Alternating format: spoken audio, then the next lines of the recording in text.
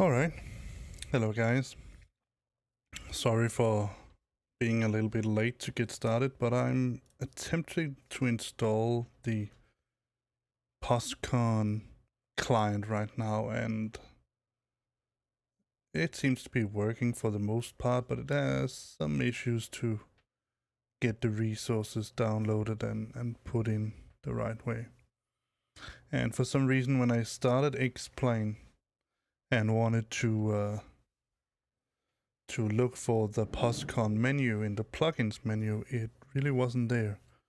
But it is in my, I can see that it is in my X-Plane root in my resources plugins folder. I have a,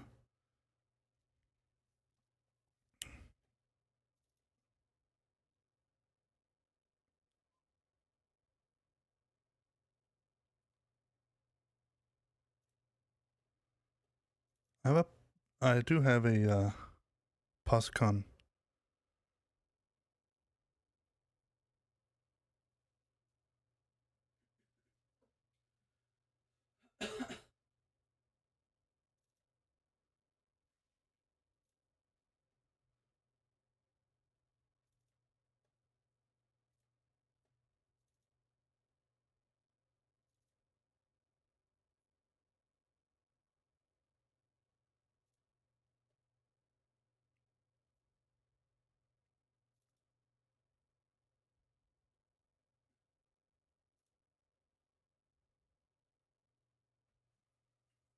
I do have a Poscon menu entry in my plugins folder. That was what I was sort of about to sort of check to see whether it was there.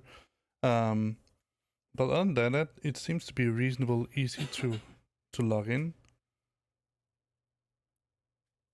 You need to log into the, you need to have the Poscon launcher open, and then when you're in X-Plane, you should have a menu entry for Poscon that says login. Now, the idea of going to Poscon today is not really to have a big sort of the big flight experience, because what I can see right now, beside me, there are 3 other flights, online flights. So Poscon is definitely a very small network compared with Ivao or VATSIM. But I wanted to sort of check out and see how well it performs.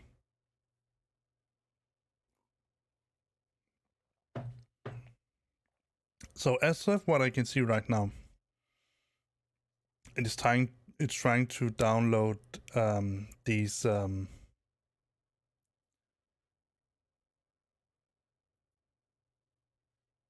what are they called? I think it's the let me just go to the game menu, then you can. I mean, you're not going to see other than that trying to capture a game, but it's perhaps a little bit more interesting. I don't know. I can possibly also show you. Let me see. Display this one. Yeah, then you can see the double screen here, but as you can see here, this is the Poscon client. So right now it's trying to download the X-Plane pilot client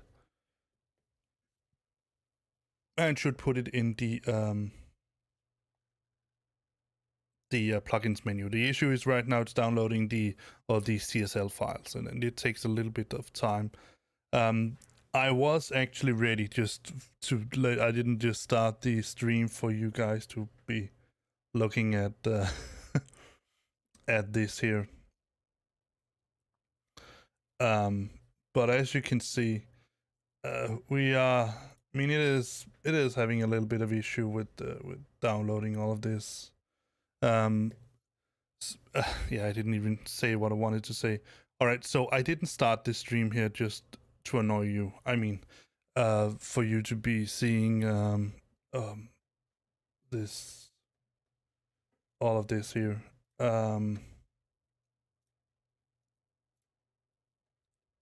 Just get the chat out so I can actually see that. There we go. Let's see. There is chat. There we go. So what I wanted to tell you is that I actually had everything set up. I had Explain started. I was about to get all of this stuff going, all of the things ready. But unfortunately, I didn't. I mean, the issue was that I didn't find that little Explain that plugin entry. So I'm trying to download it again and see how it goes. So the issue here is that I don't think it's my internet that's slow. It's more like the servers for where we download these assets from Poscon that is a little bit going a little bit slower. And it seemed when I looked in the Explain menu also that it needed updating. So maybe that was why I didn't see it. I don't know. I know that many streamers probably, and I can understand that it's not a critique of those kind of streamers, because I think generally I can certainly understand it, probably prefer to do these kind of things before starting a stream. And to be honest, I would also like to have everything set and ready to go. You can see I've started up most of the things here. But I also think yeah, let's see what has changed.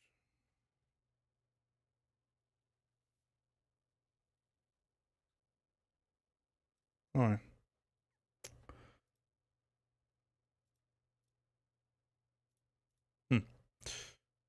Very well. All right, let's start explain now. Yeah, I think it might be a good idea also to launch. I didn't see that before. Let's try to get Explain running and then press the launch button when we're completely ready. Yeah, I think it may. I mean, this is a relatively new system, Poscon. So I will expect us to be flying relatively alone today, which is, I mean, it's fair. It's okay. I don't mind it. Just resume the last one because I have everything set up there. But what we are trying to look at today is more sort of an idea of how well does Poscon work, how well does the client work,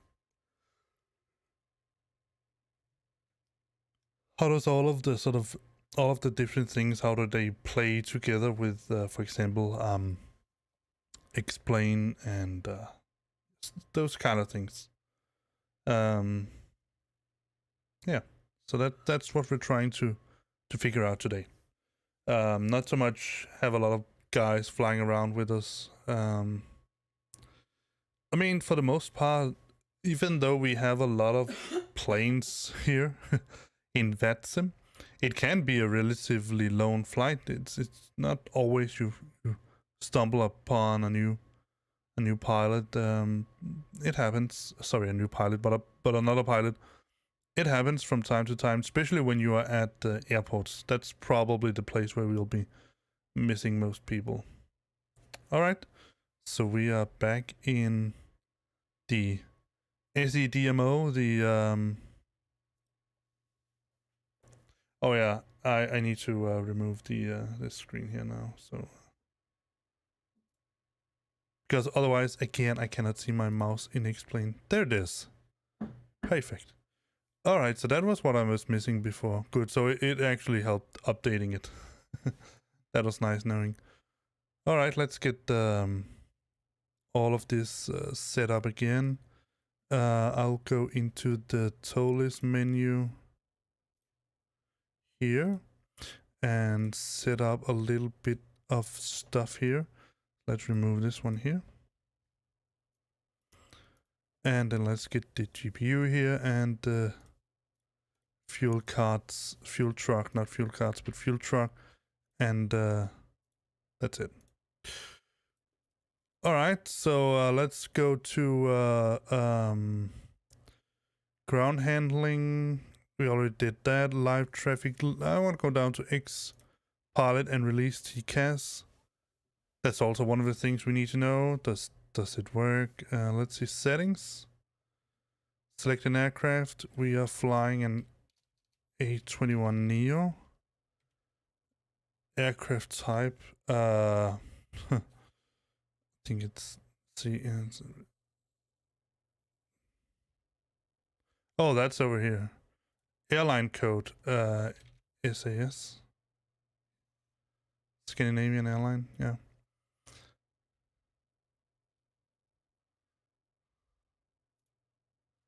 Call sign.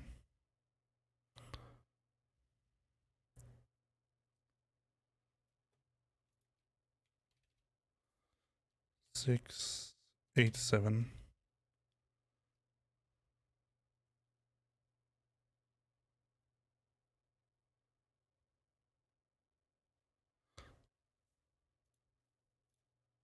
So we don't have any recent aircraft and 100 planes. That seems to be okay. Let's save it. Let's go to login. Yeah, login. Let's see what happens. We are connected to Poscon, so now I should have a little message over here on my dashboard, perhaps. Now we have 7 flights online, so it certainly is growing. That's cool. So I'm not sure, but we should be online right now. Let me see if I can find the Poscon map or anything like that. Yeah, now I also have some options here. I can certainly see flight information, and we can get an ATIS for, let's get one from Copenhagen and see if we have anything here. Departure, let's see, send. That sounded interesting. Let's see if we'll get anything. All right, but let's continue here. Got a new message. No digital available. All right, I would expect that. XP UAPC, let's reload all of this here. And one thing I always forgot to enable when I restarted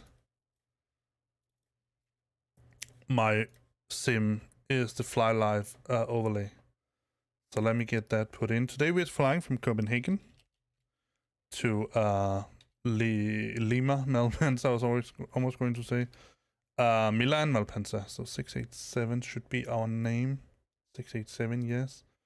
153, no, it's 157, I'm pretty sure. 3700, yeah, that seems to be right. We're flying on Poscon, and we're flying the SADMO. Yes, that's true. Minimize that. All right. Let me see if I can figure out how many flights if we can see ourselves. 687.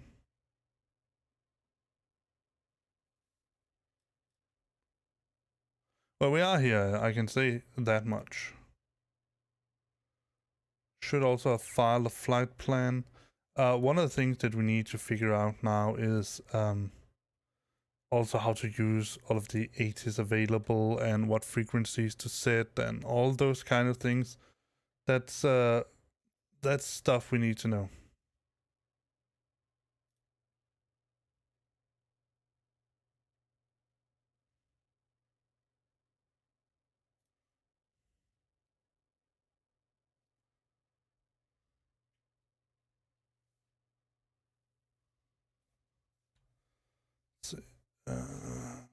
Control volume.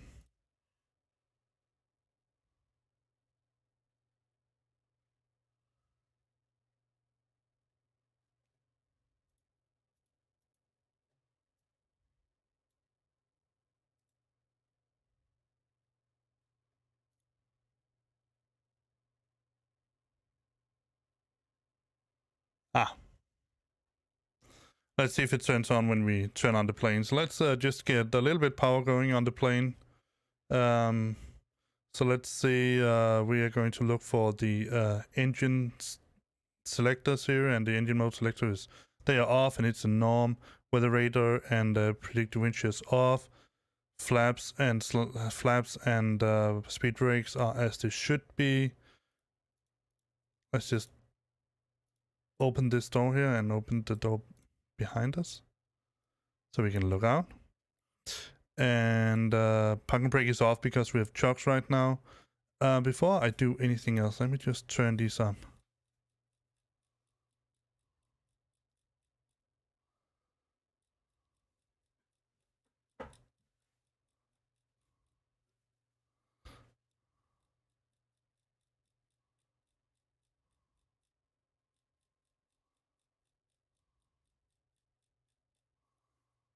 So I have filed a flight plan on Poscon.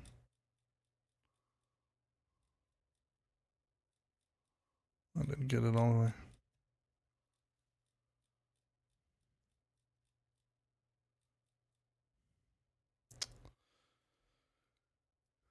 Alright, and gear lever is down.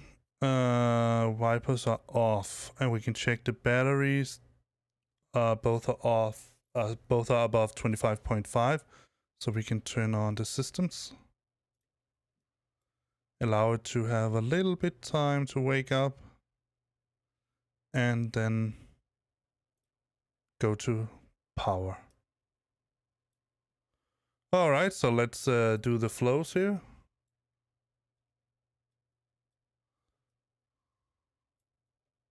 Turn on the ADUs. Get the ground control. We could do a CVR test, but it doesn't work. Cruise supply. Set strobe to auto. Nav logo to 1. Turn these on. We don't have any... we are not refueled yet, so we're not going to do anything about that yet. Test the fire. Yes. For engine 1. Yep. And engine 2. Perfect. Fantastic. Over here, let's just set that as well. We're going to set those to normal. We can always change them later on if needed. And let me see. I think it's this one you usually turn on, but doesn't seem to want to work. All right, let's go down here and check the menu, the entries that we have here. Let's turn this up here. We are using the LEAP engines. They are so quiet, so fantastically quiet. Let's see, our oxygen is fine. Let's go to the hydraulics page to check that we have enough hydraulic fluid. They all in the green band. That's good. Engines, we have oil aboard. Let's go to the pressure page, check that landing elevation is auto, and the status page to check that we are normal for now. Up.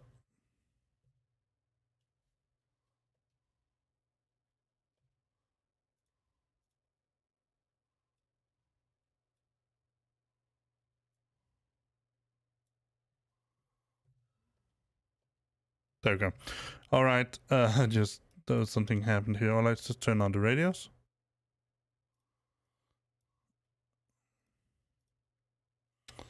So I have a wide radio now. That should mean that I am online.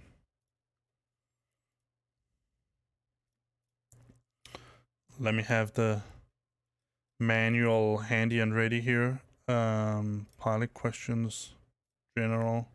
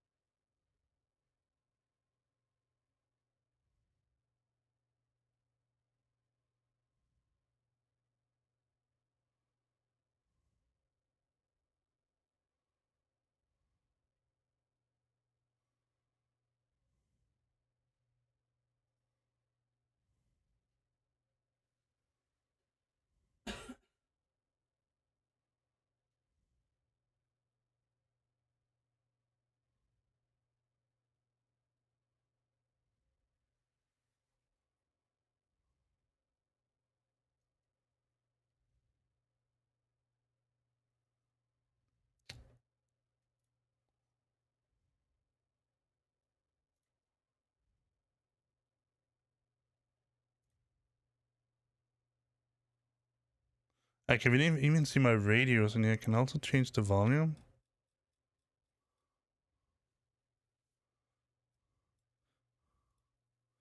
Go to 1 to 2.8. The network. New messages, company. Weather request here. Alright, let's see. Terminal. Get one for...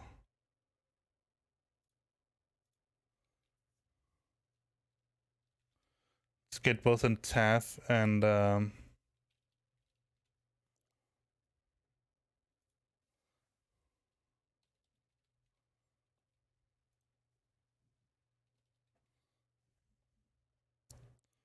try to send this. See what I get back.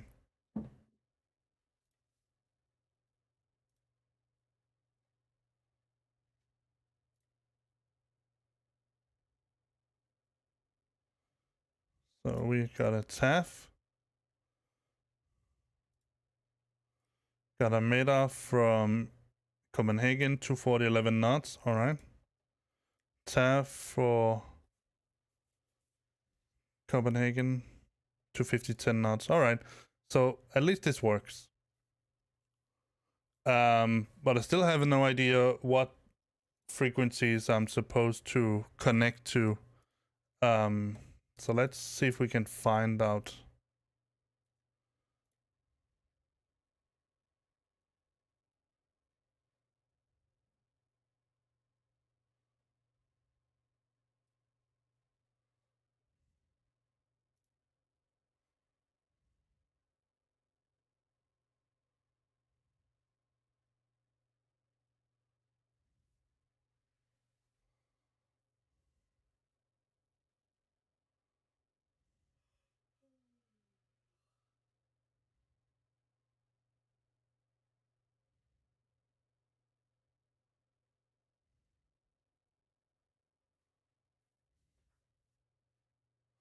Okay, interesting. So that's something new.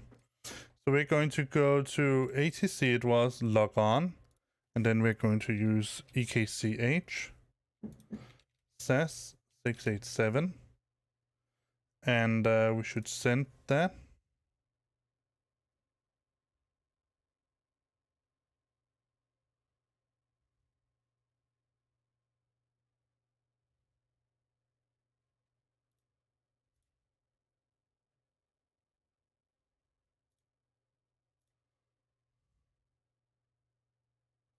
Okay, EKDK, alright.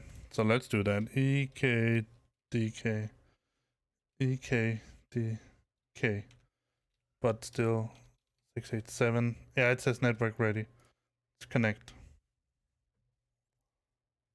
Connecting? So this is something that you don't do when you on VATSIM. Now we're connected. So what is the next step? Once connected, you receive a new message confirming CVLC connection. To receive your squawk code, go to the Pilot Client web UI and navigate to ATC clearance request.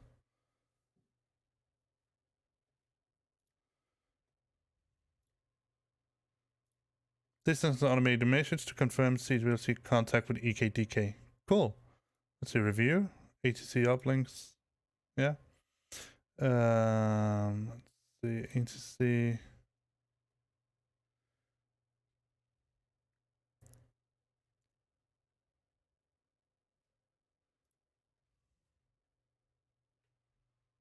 ATC clearance request. Yeah. Let's go to clearance request. Request clearance. Send, I guess. I'm sorry that you cannot see everything of this, anything of this.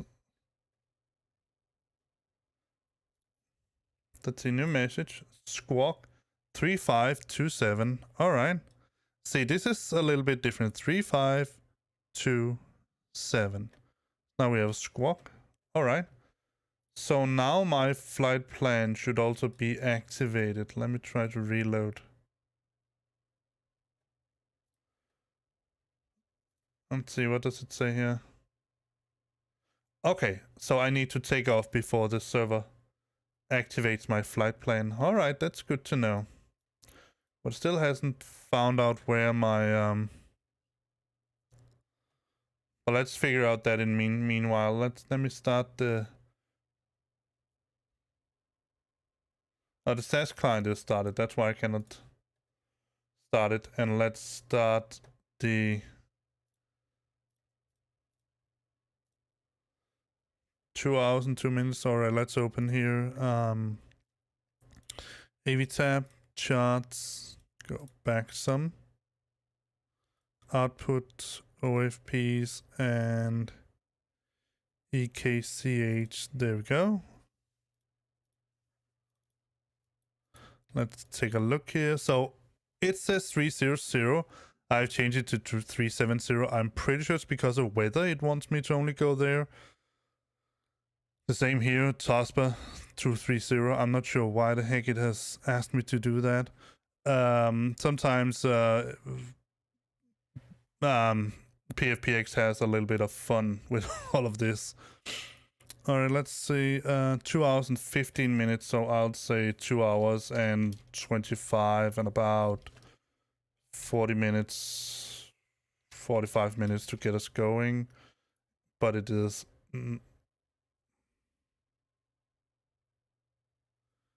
okay. Acknowledge. Let's go to...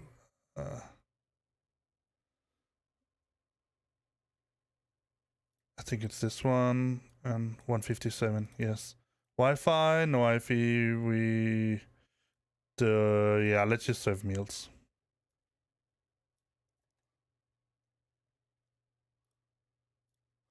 All right, let me see, what message does it want me to... Ah, Wilco.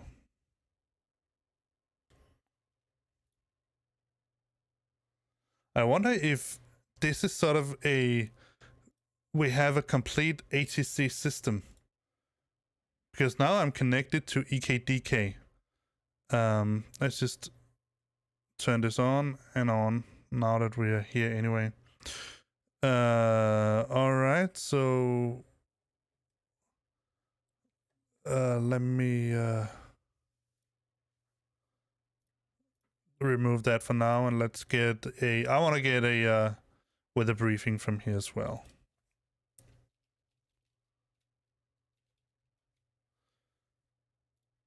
So let's see. Oh, weather 240, 11 knots, 1013. All right. Let's see what other options we have in here in the Poscon. Logout, Ghost, toggle method, web UI, and flight plans. The web UI should start up the ones that are the one that I already have open. Yeah.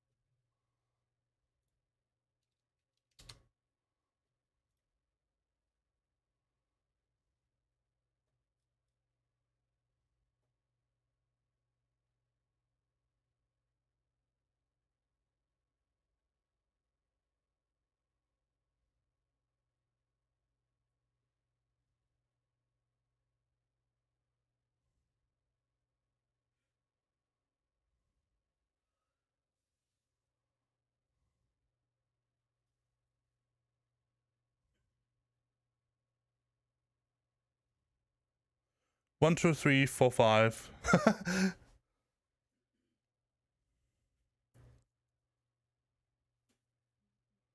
And COM2 should be set to 121.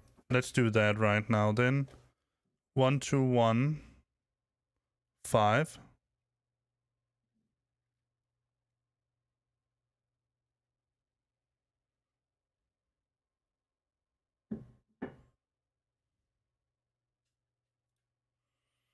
That's set to 1215.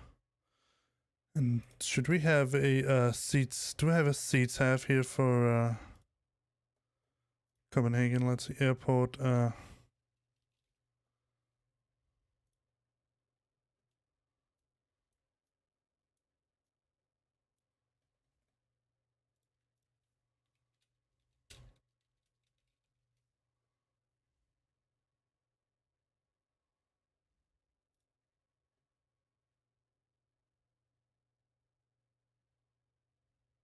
1, 2, 3, 4, 5.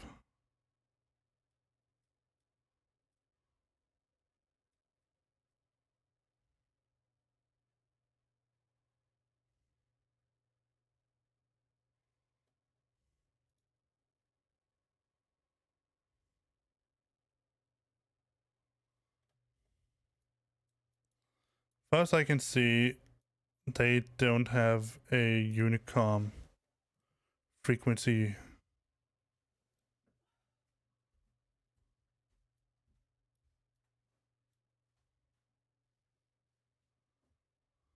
No. So we're just going to use... Oh, we have Poscon outspeed down here, I don't know.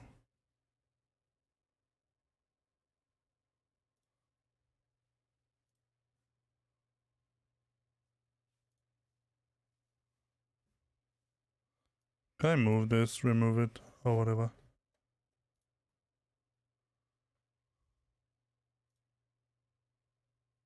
Alright.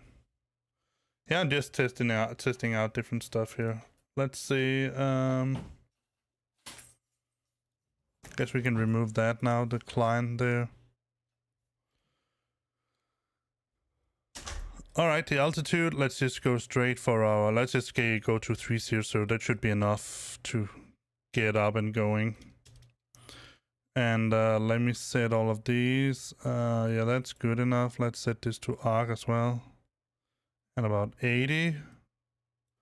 And let's get the box coded. AV tab. And then go to charts here.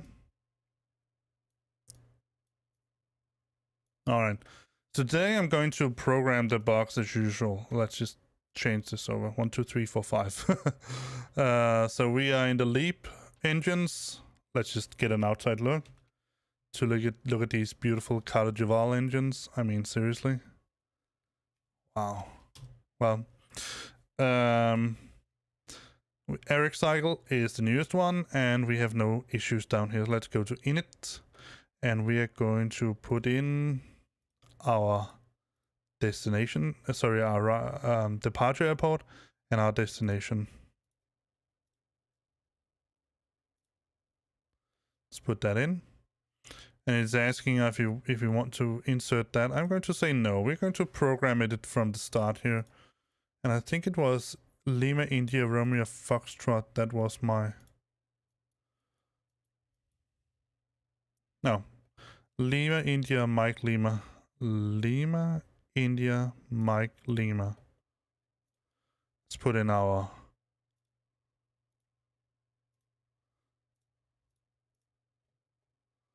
flight number, cost index 10, and our cruising altitude is 370. Outside temp right now is 5 degrees. Let's put that in. And iris in it, they are already aligned, so that's nice. Alright, let's go to flight plan. So from Copenhagen, we are going to take off via, as always, almost.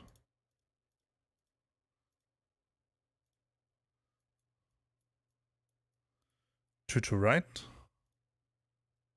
We're going to use the next one, Charlie. No transition, so let's insert that. From Nexe, we're going to use an airway.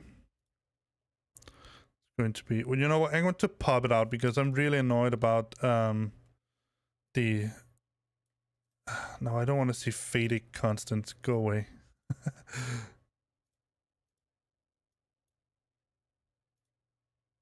Thank you. I'm a little bit annoyed that that this is slowed, or sort of it's because it was also compatible with the X-Plane 10. That's why it's a little bit sort of I don't know what you want to call it. There's a retardation in moving around. All right, let's do 990. Put that in, and from that we're going to November 850, and we should get Marip there. There we're going to use Zulu 990 with Mikas. Yes, that's true. And then Mike 852.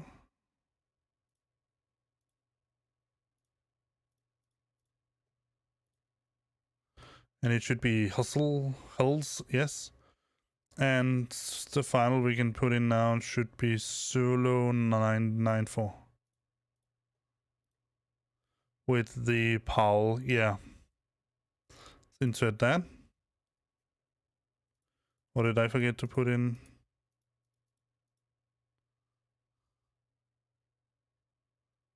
Yeah, I forgot to put in, let me just go here. Airways.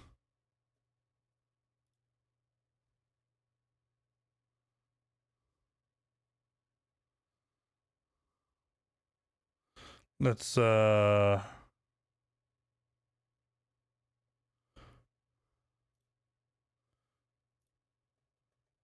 going from Powell, we have Zulu 94 to Abgus.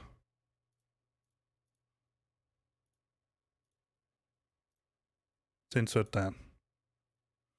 Then we have Abgus here. Yes, from Abgus, we're going direct to Cozy.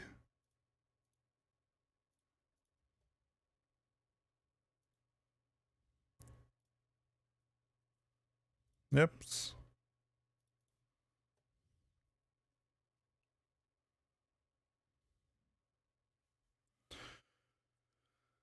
And from there, we're going to take another airway. It's going to be Mike 736. So Mike 736 to Rudno.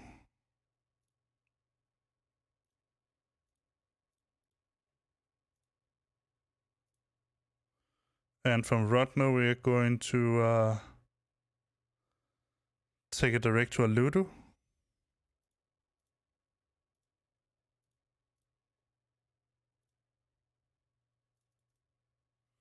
And from Aludu, we're going direct to Manal.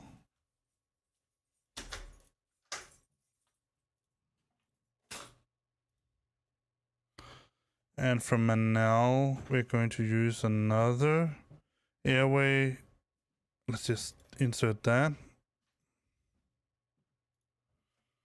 It's going to be Mike 736.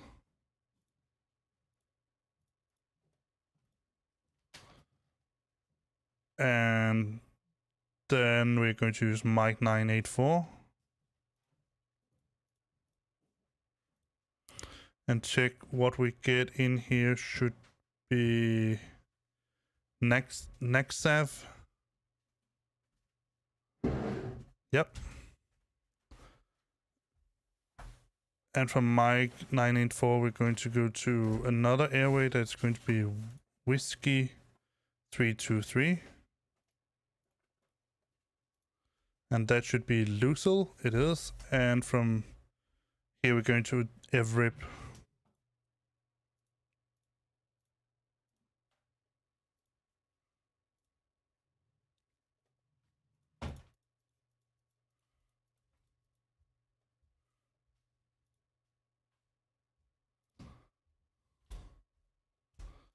And here we're going to put in, so it says 35, right?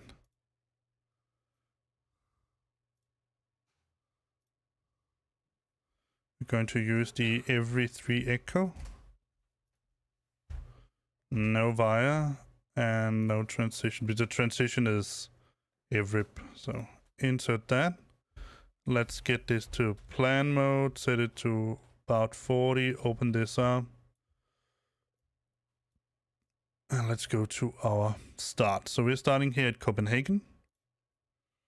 Then we're going to fly to Bista, Nexen, Marib, Bakers, Kuksat, Makers, Tospa, Ramar, Urkis, Debo. Just check that the flight plan doesn't have any weird jumps.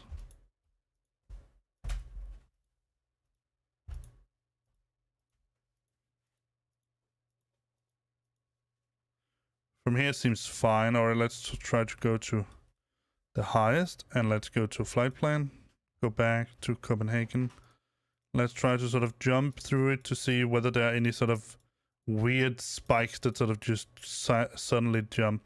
Here, for example, we probably going to do it direct from Marcosi to Manal. But other than that, it seems to be a fine plan. So we have been fortunate with that. Let's remove this and go to arc and back to 10. Let's put constraints on here. If I can get it to turn constraints on, and airports over here. Alright, so let's go to RadNav and let's go back to the airport for Copenhagen. Let's find the to right. So to right is called 110.9 Kappa Lima Kappa. Here we have Kappa Lima Kappa and 110.9. So we have the right frequency in. CAS and CAS, yes, that's fine. Let's turn all of these on so we have these as well, the VORS connection. So we have sort of an idea that we can see we're flying in the right direction. All right, from here we're going to go to init B, going to insert the numbers here. So we're going to need to go back to the flight plan and see we have 157 passengers. No. Here. 157.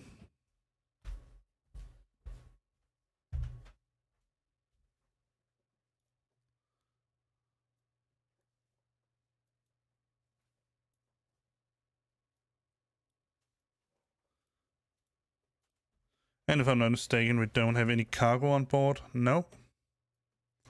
And today's fuel is going to be 8.462.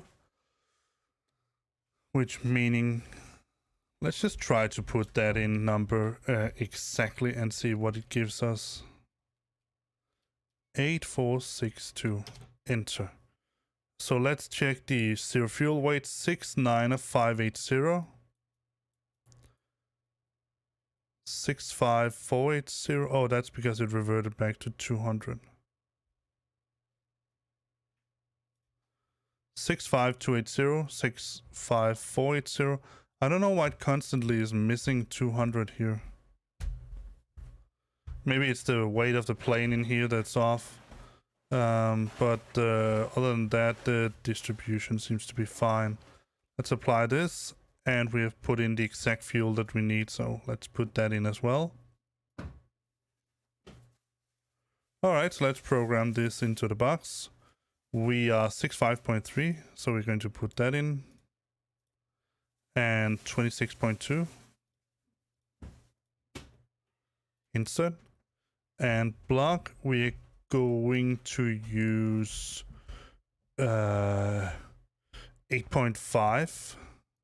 Which will round it up.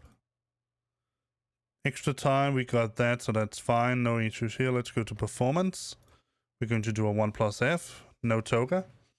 So, yeah, let's just do a toga today. Why not? No flex. So, flaps is going to be 1, and it's going to be up 0.3.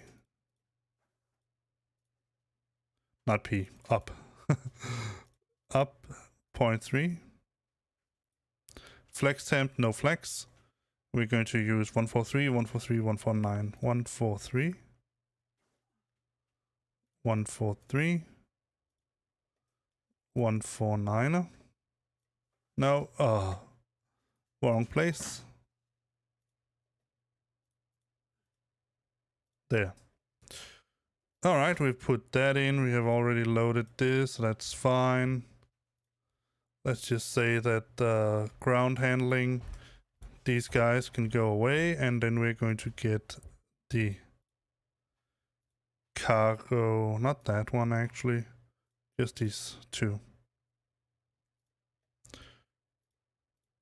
meaning that we can now turn on the seatbelt sign and start the pumps here.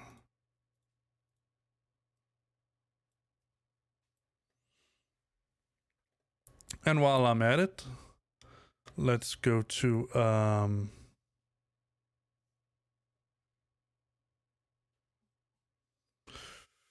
let me see.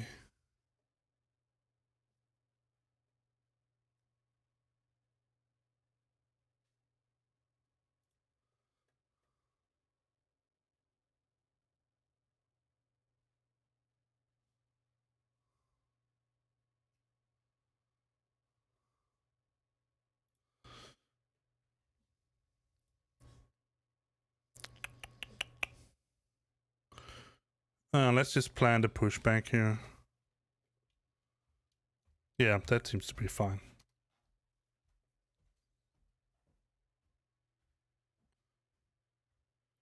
All right, so let me see. Do I have any? Let me see.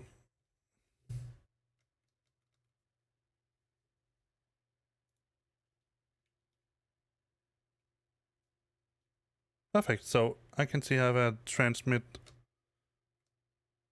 Perfect. I don't think I have anyone nearby, unfortunately. Can check the map.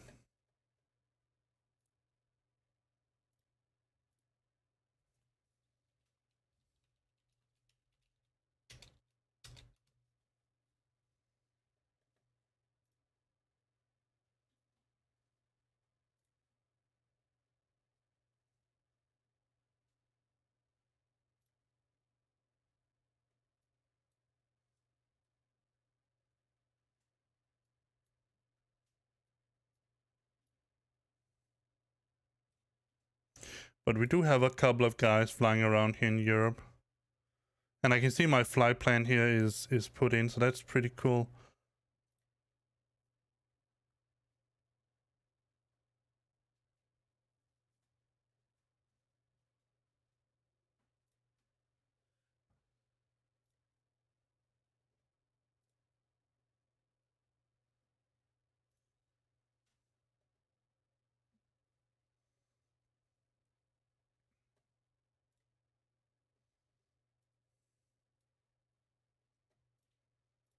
We don't have that many ATCs online. Alright, let's get oh, let me see. Do I have anything? I don't have anything turned on here. Come on, Michael. Alright, let's see. Let's get the PAX overlay opened and fly live top. There you go. And let me give you the PAX overlay here. Alright, let me see if I can get an estimate on our boardings. 3 minutes. Alright. Let's start the APU up then.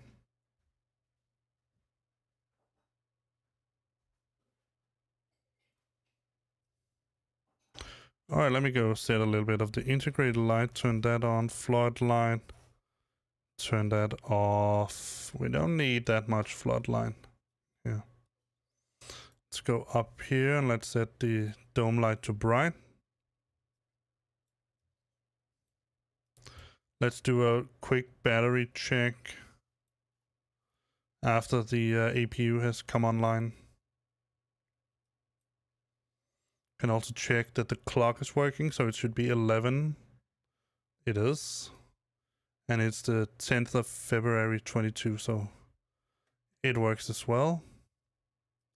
We also checked that we have the 3 green lights for the landing gears down. Can remove the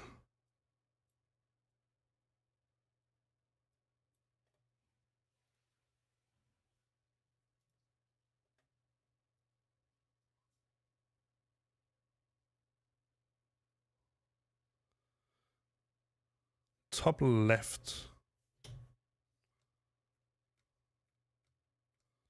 I don't see a transmit.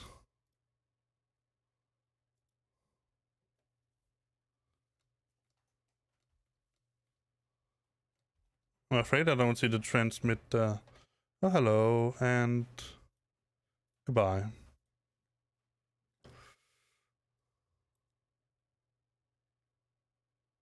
Let's set this box here to flight plan. Go to progress. Let's put in Milan Malpensa. So we have that.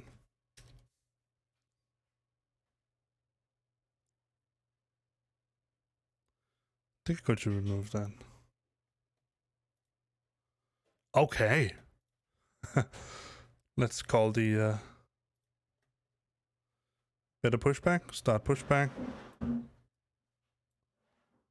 Let's turn on the APU bleed. Let's turn the external power off. And ask the ground crew to remove the external power.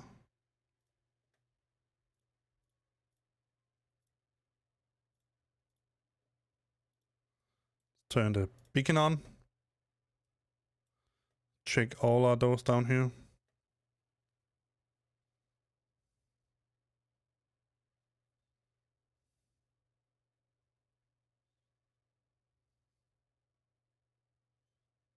There we go. All doors are closed. Let's get the checklist up.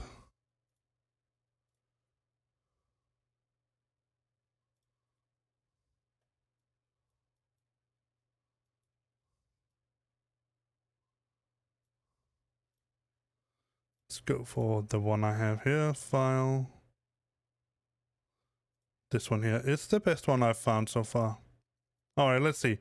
Cockpit preparation has been completed. We've done all of that. Gear pins and covers, they're removed. Signs on. On auto. ADS nav. Fuel quantity 8.5. Takeoff data set. BRF set 1013. Below the line, windows and doors, they're closed. Beacon is on. Thrust levers are in idle. And parking brake is set. So we're going to ask the ground crew to remove the chocks and the low pressure air. They have done that. All right. Means that we are ready to start. All right. So let me Copenhagen traffic, Scandinavian 687, pushback and engine start, stand Charlie 30. Copenhagen traffic. All right. We've done that. Let's release parking brake. Let me just check the brakes here so that I can see that they are functioning probably and all of that set in. All right. Let's close our door and lock it. And again, check that all doors are closed. They are. All right. Let's release parking brake. Parking brake released.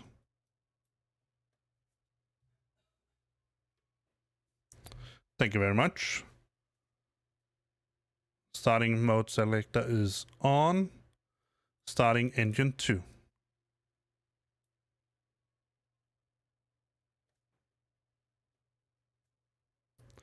So in that context, I'll say that Poscon is actually very interesting. It seems that we have a kind of an offline ATC even when there's no ATC online. That's certainly different.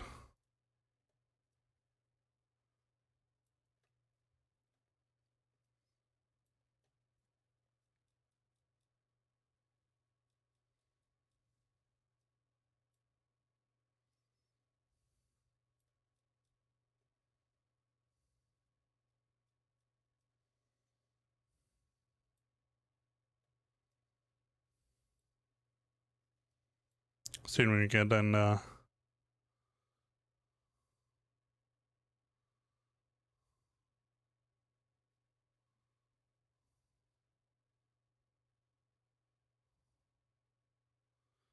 available. All right, starting engine 1.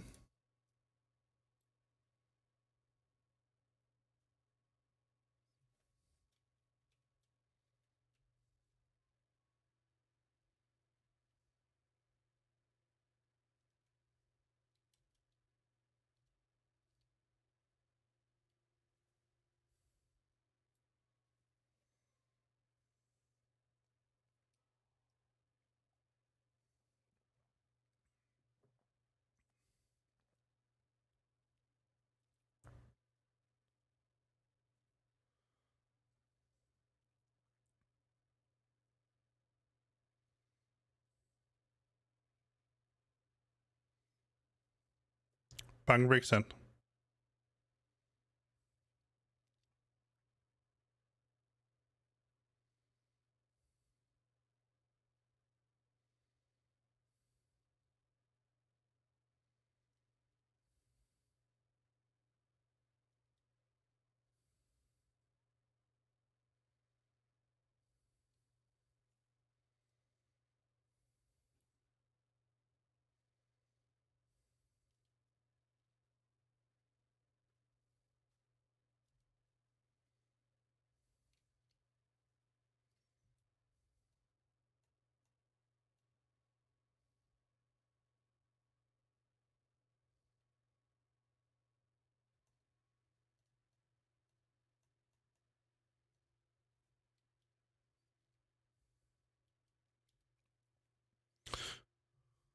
All right, let's get this to the norm position.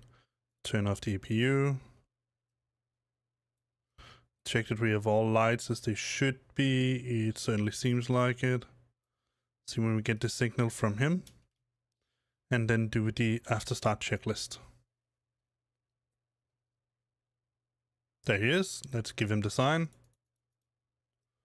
We have seen you, fella. All right. Right now, let's try something completely different. Let's go in here to the flight control. Let's set the... What's 0.3? Yeah, 0.3. There we go. All right, let's go back to this side here and let's do the flight control check. So, full up, full down, neutral, full left, full right, neutral. Take a look outside. Rudder full left, rudder full right, neutral. We can also do it here. We can see the control surfaces moving. All right, we've done that. We're ready for departure. Perfect. Thank you. So let's remove this.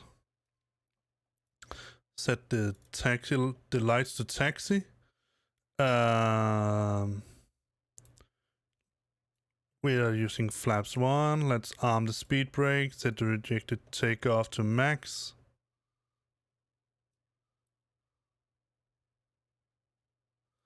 And let's do a takeoff config test. We only need the cabin to be ready. All right, let's go prepare for a taxi. I almost know the way without even using the taxi lanes here, but let's just use it anyway. Taxiways. So we're going to use Quebec. No, clear route. Quebec. Foxtrot. Alpha. And Alpha 1. Let's accept that. Let's go back to the plane and we are fully zoomed in. All right, I don't think there's anything else we need to do other than do the after start checklist. So let's do that. Anti-ice, we don't need anti-ice. Ecam status is checked. Pitch trim 0.3 set. Rudder trim is reset 0. We're ready to taxi. Zoom out a little bit. So we're going to use Quebec, Foxtrot, Alpha, Alpha 1. Copenhagen traffic, Scandinavian 687. Taxi to runway 22 right via Quebec. Foxtrot, crossing runway 12. Alpha 1 holding short 22 right. Copenhagen traffic. Alright, we've done all that we need to do in this context here. Let's get rolling.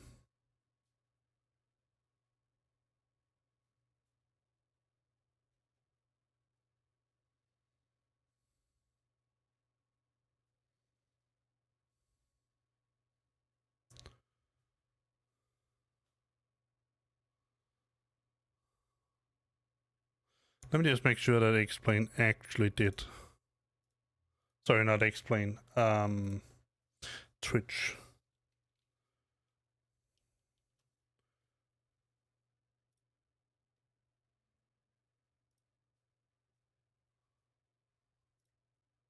they change it correctly. Stream, explain 11. Yeah.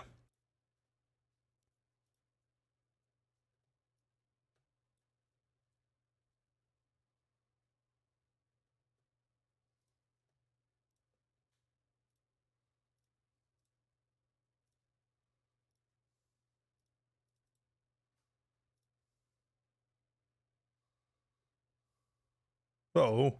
Whoa, whoa, whoa, whoa.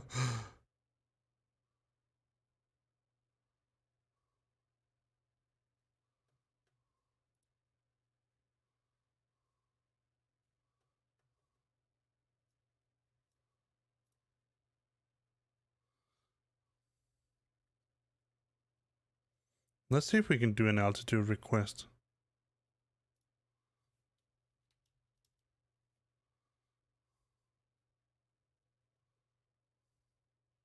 When we're in the air, obviously. Whoop, I forgot Foxtrot.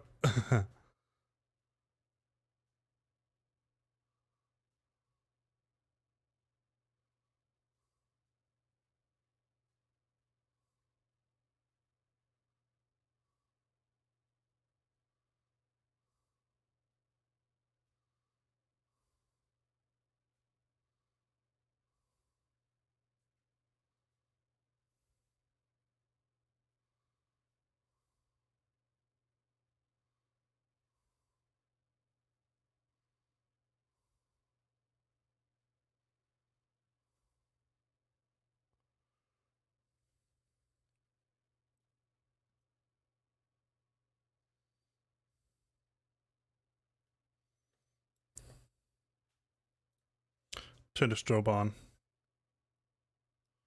while we're crossing the runway.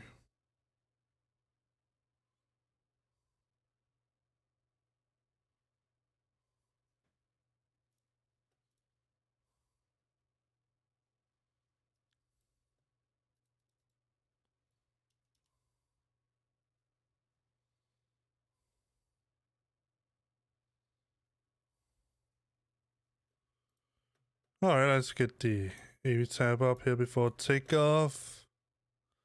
Checklist. Fire controls has been checked. Flight instruments checked. Briefing is confirmed. We're taking off with the next in 1 Charlie departure to the next in transition. Then we're going to follow the flight plan. Flap setting, we are flying config 1. Config 1 plus F, if you will. And we are going to do a toga takeoff, so no flex temp settings, but we are going to use V1 is 143, V rotate 143, and V2 is 149. Transition altitude is 5,000. Ah, that's okay, Anonymous. Just go to work.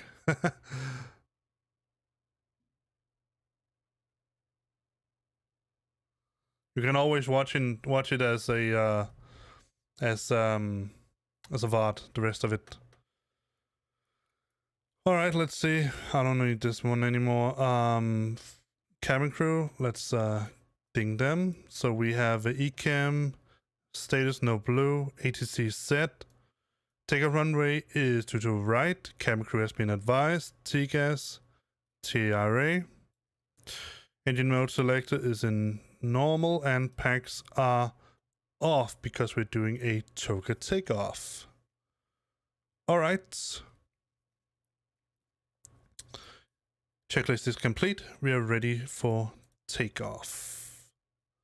Copenhagen traffic, Scandinavian 687. Takeoff runway to right. Copenhagen traffic. All right, let's line up.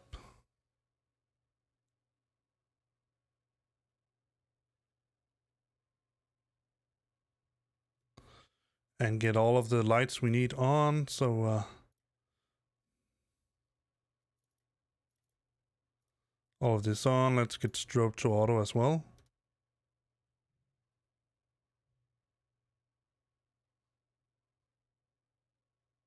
Oh, sorry, strobe to on, not auto.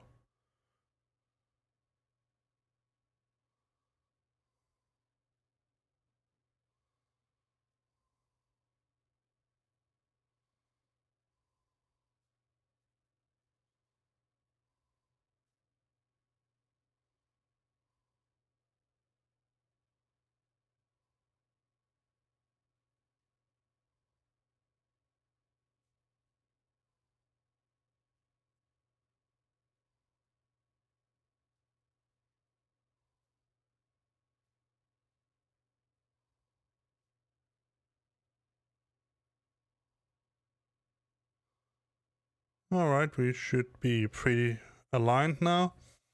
Stick halfway forward. Engines to about 50% in one. Spool them up, let it settle. And go all the way to Toga. Man, Toga, SOS runway, other thrust is blue.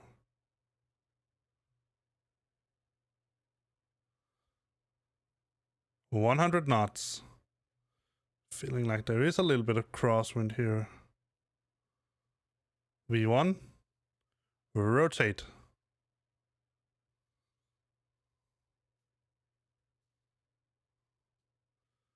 Positive climb, gear up.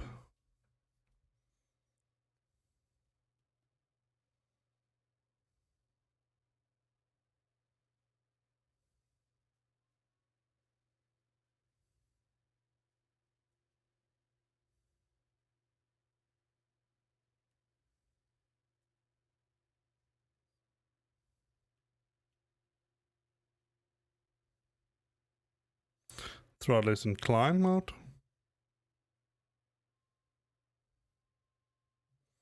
Let's turn packs on. Packs 1. Wait about 10 seconds.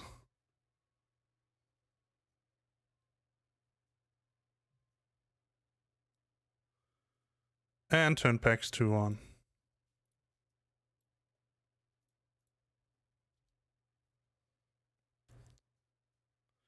And the reason I've been told is that you wait 10 seconds with turning the packs on after takeoff, is that if you turn them on all at once, you may cause an overpressure in the cabin that will be unpleasant for the passengers.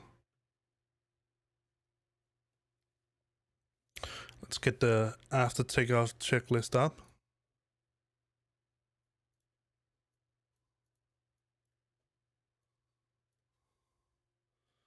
Go to flaps 1.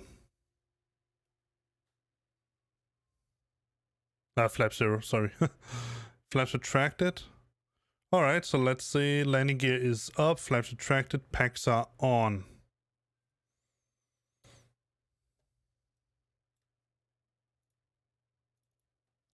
Turn these lights off.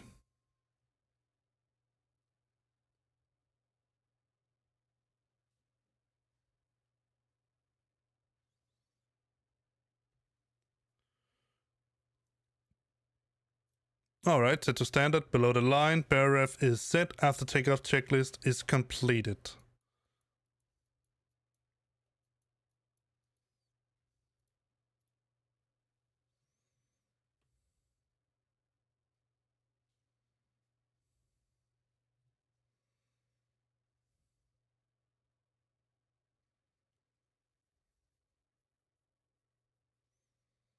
Let's get a flyby.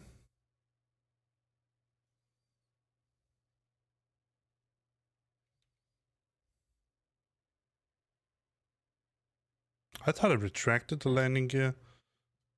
I didn't.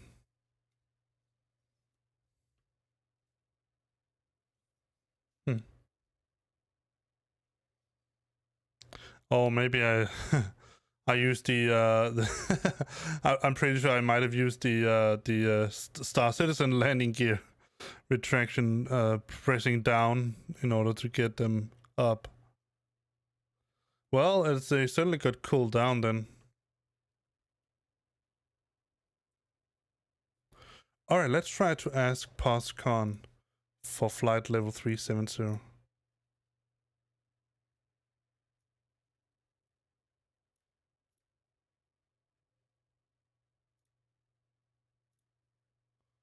Okay, so we cannot do that. That's okay.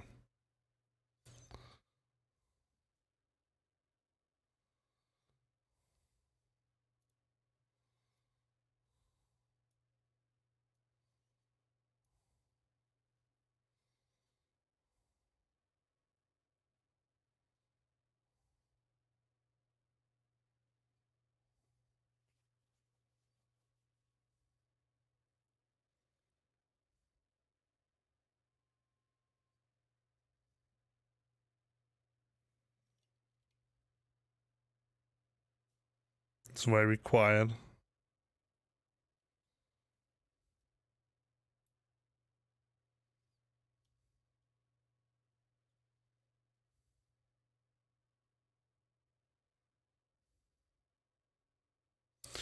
Oh, this is from, I guess this is, looks like some kind of author, but I'm pretty sure this is from, I never noticed that.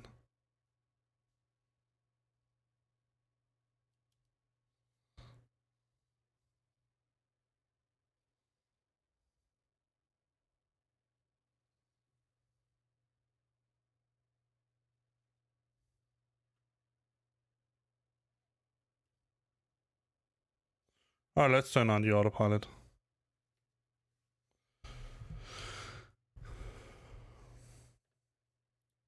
But in any case, let's just climb all the way up to our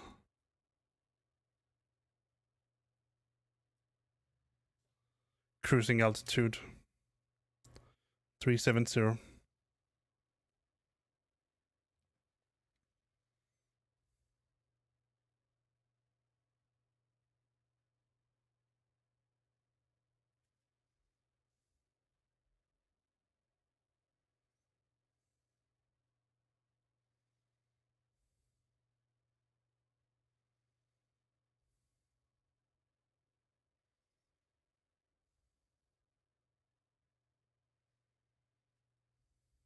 Wait a second. Let me just check something.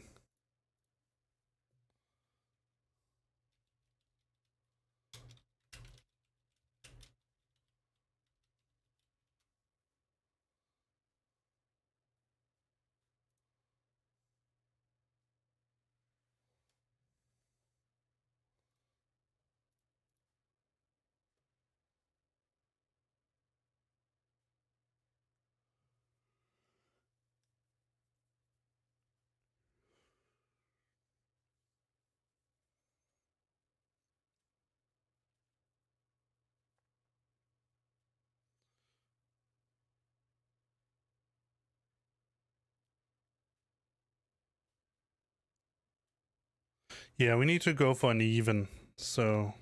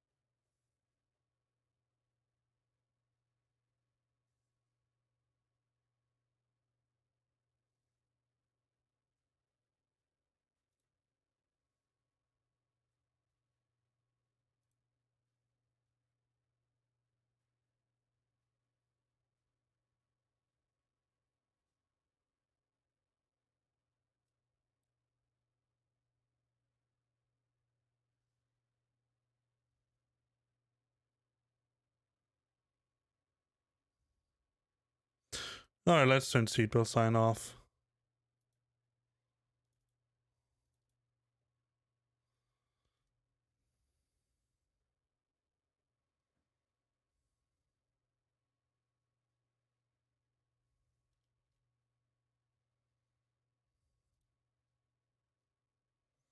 .5 at arrival, that's fine.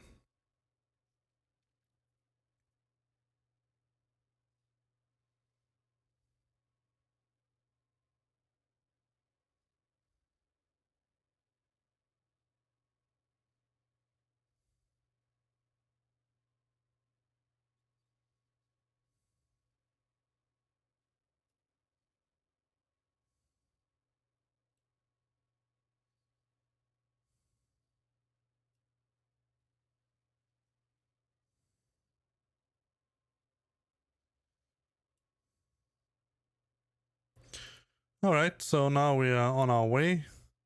At one point, we're going to change over to do an easterly flight, and then we're going to do let me just see where that roughly is.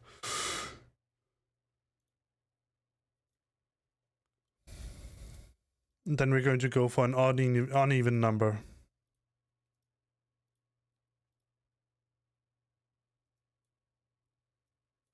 Yeah, all of these crazy changes in altitude is to avoid some of the weather, but I think we'll be fine.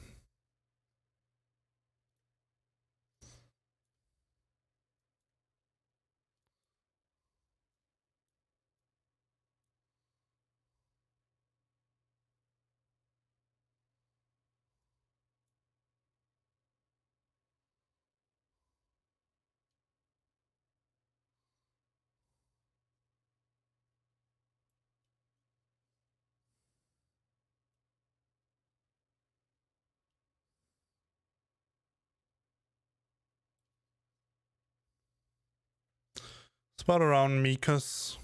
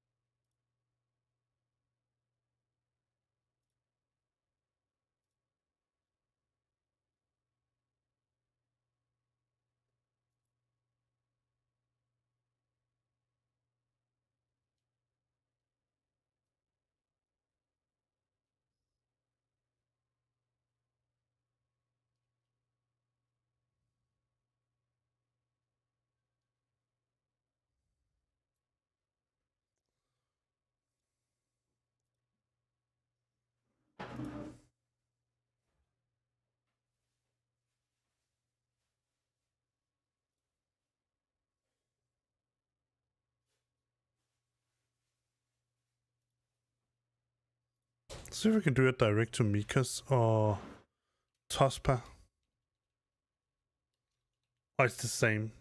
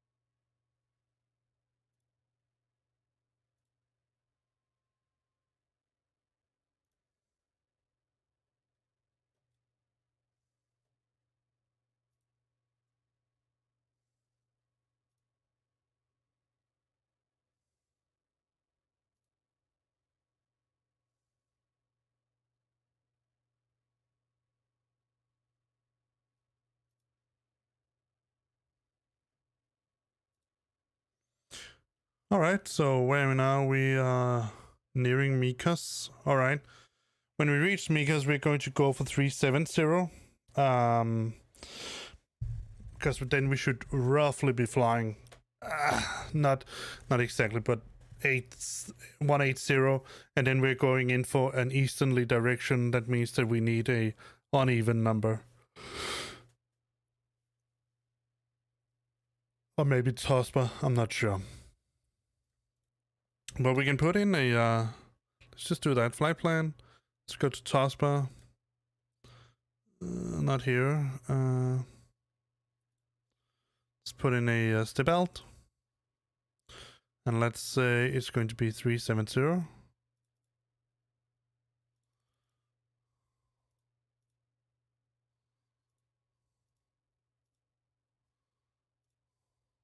At SASva.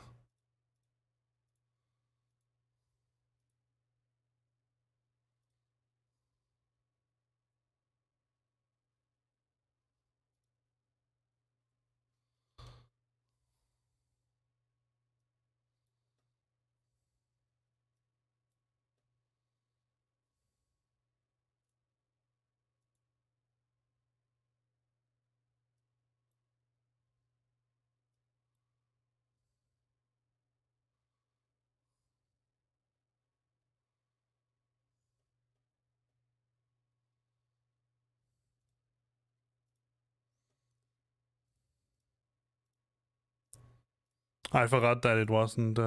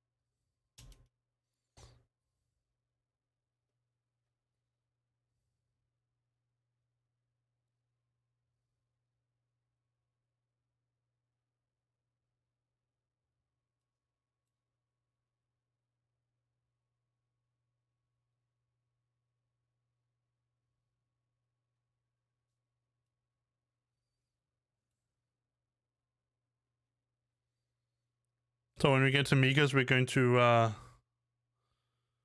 fly all the way up to 370. So we're into cruise right now. And then at one or another point along there, I'm going to go get myself some lunch. That's the only sort of disadvantage of me flying at this time here, is that you guys are going to spend a little bit time on your own without me being really present.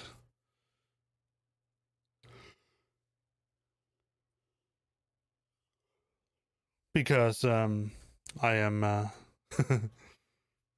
eating something.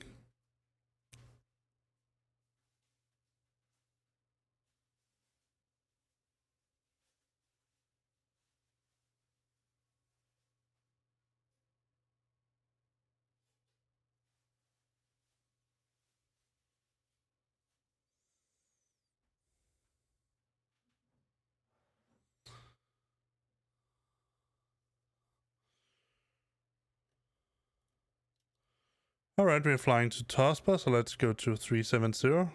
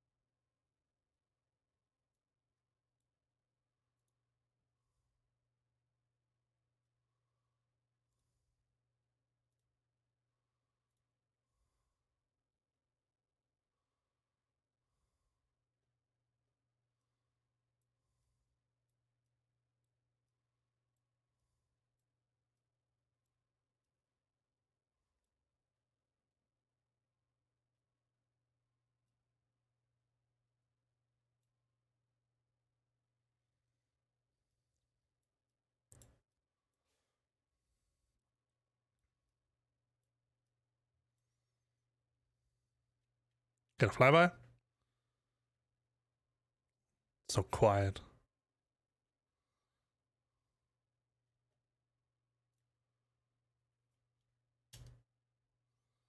Let's see, what's the sound here?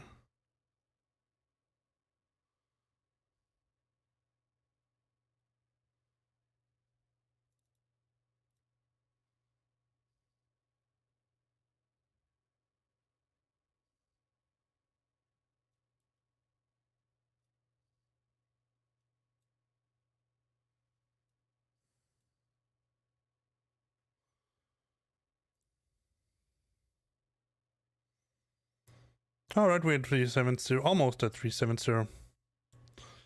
And we have a lot of wind up here. Certainly a hefty wind. Let's see, what's our estimated flight time? Yeah, no new cruising altitude.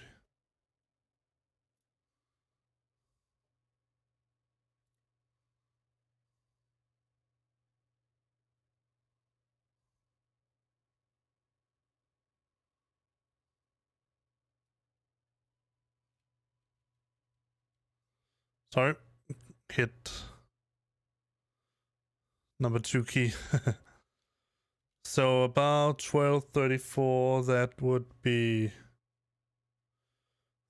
just about half, a little before half past, a little to half past 2. So 13 something.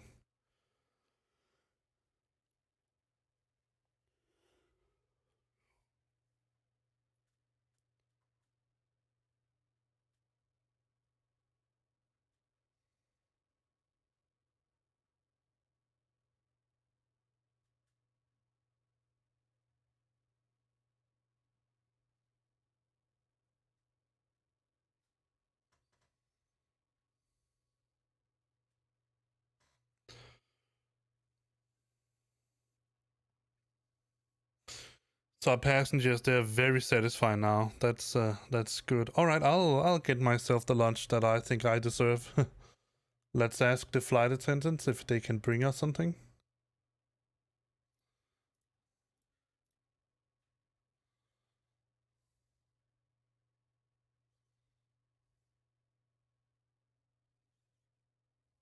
We are. All right, let's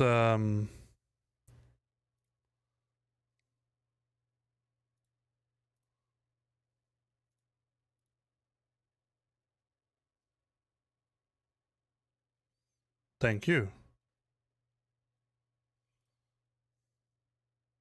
Oh, I forgot to turn on the audio. Sorry, you've been listening to nothing but silence. Oh my freaking god, I'm so sorry, guys. I forgot to look at that. Let me get you a flyby just for compensation.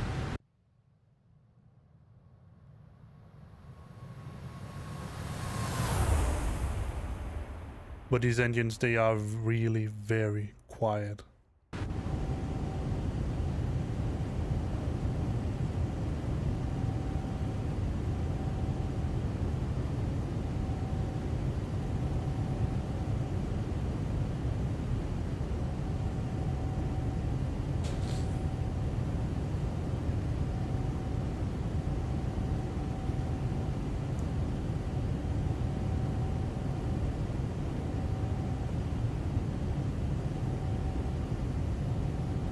I wonder if I can remove that Poscon auto speed. Probably can, but I don't need it.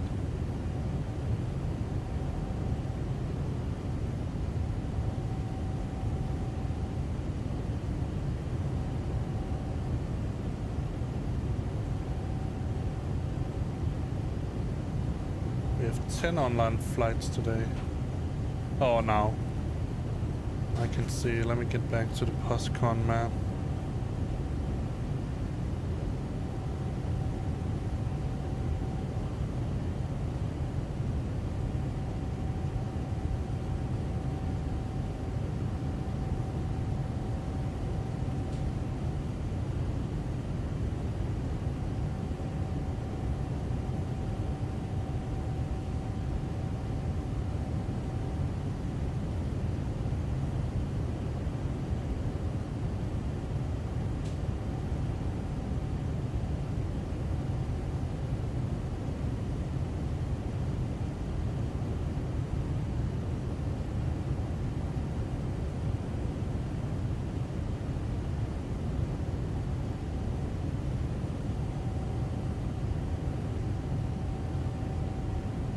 Oh, we do actually have Milan radar on now.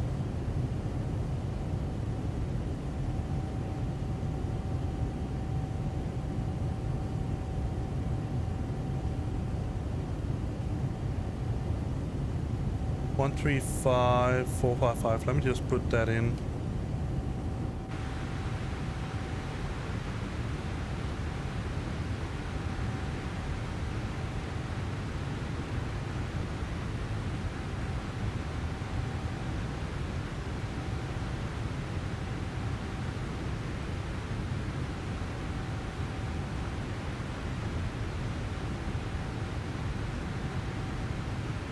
Let's see if we can get an 80s.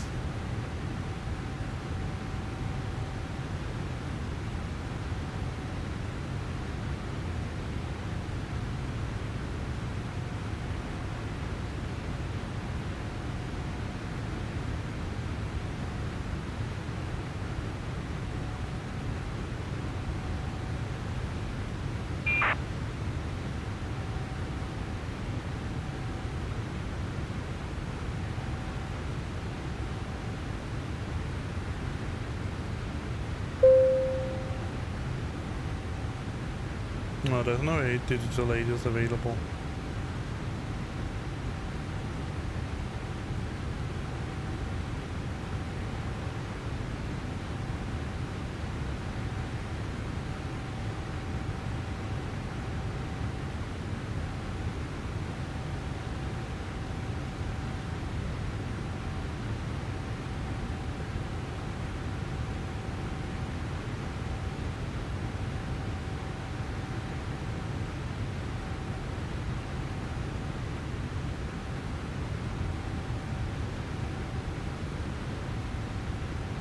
Get a weather update then.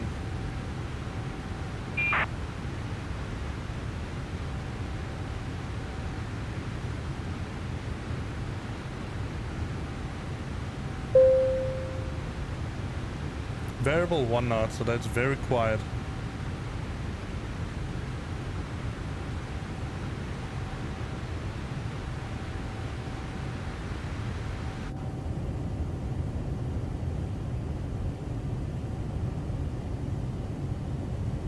Alright, but I'll be flying, I'll be setting up the little sign. And then I will go make myself a little bit to eat and be right back with you. Hopefully before we enter into Milan airspace. I suppose I will. Alright, see you around, guys.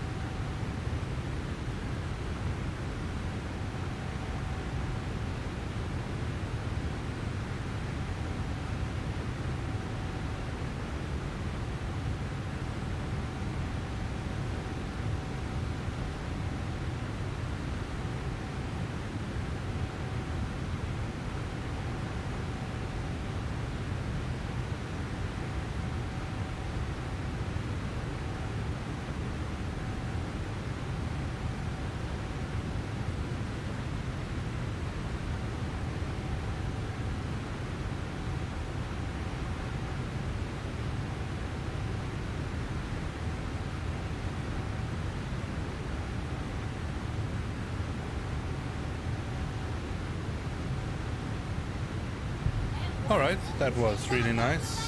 You can probably hear my wife is doing some training thing in the background. That is a little annoying.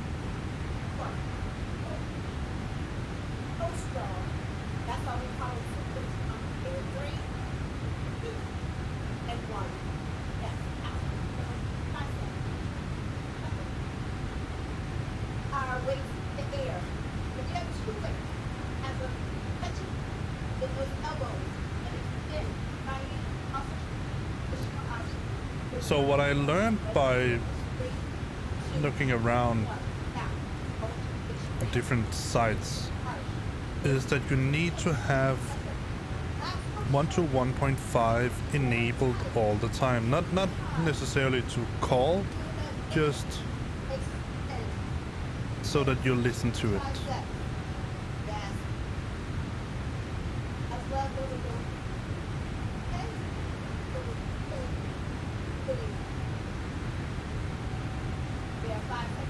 Because when you enter controlled airspace, the ATC will call me up via voice on the ATC, on that frequency, and tell me that I need to contact him. And right now, as it seems, we have Milan Malpensa online. Well, not exactly Milan Malpensa, we have Milan Radar online.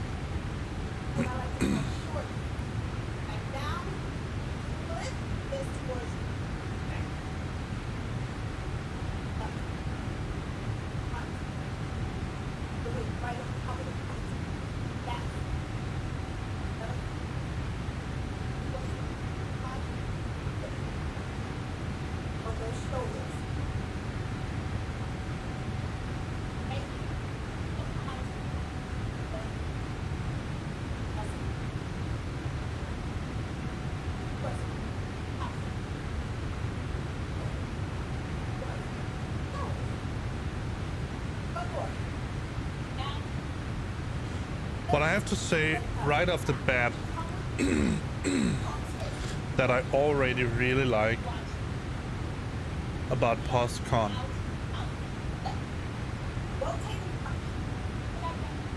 is that you get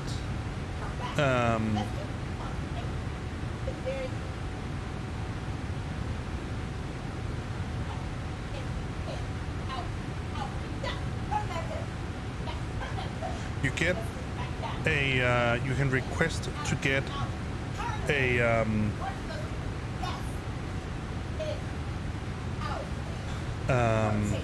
what was I thinking about? You can you get an part of your clearance is that you get the squawk no matter what you're flying. So there's no squawking 2000 until you meet an ATC, and also the fact that you need to use real life frequencies. So for example, I should be able to go into my AV tab here, then go back to airports and remove all of this, and then go to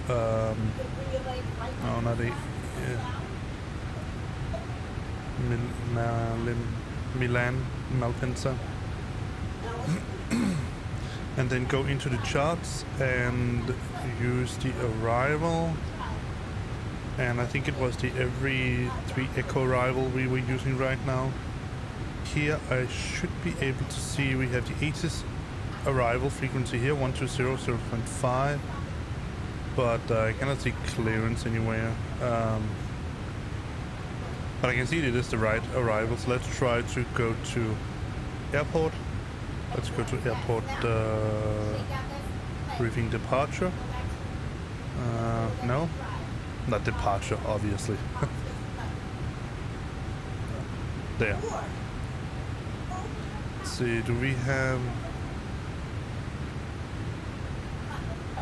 With delivery, ground, tower...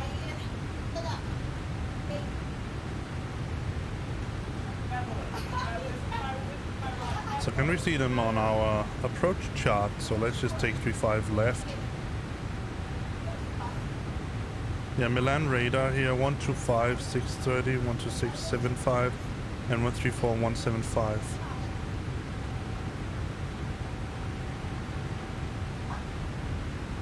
That's approach. And I said it's 135, 455. We don't have these anywhere here. Interestingly enough.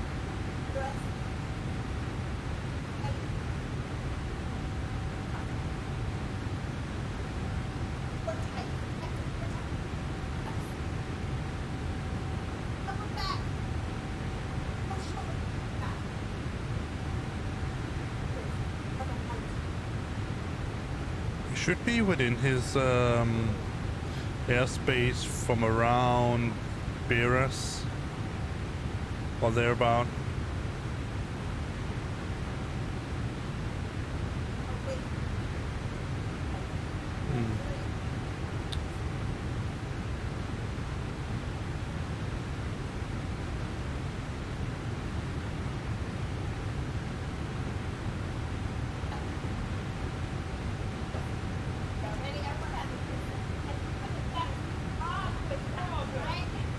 What did we select as airport?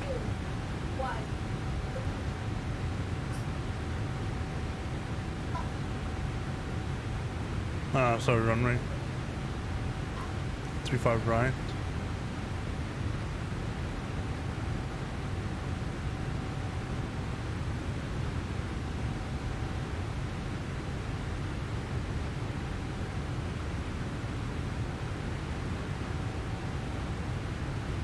So Milan radar is said to be 125, but obviously that's approach, it's not center. Let's try to go in here, see.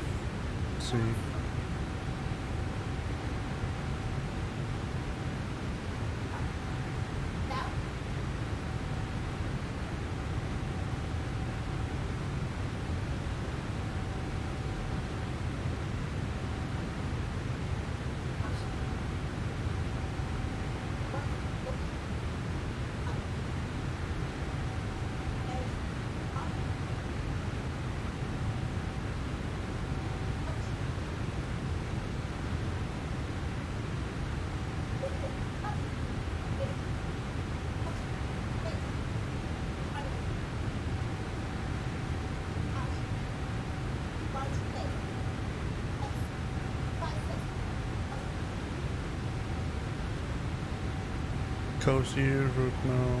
Alright.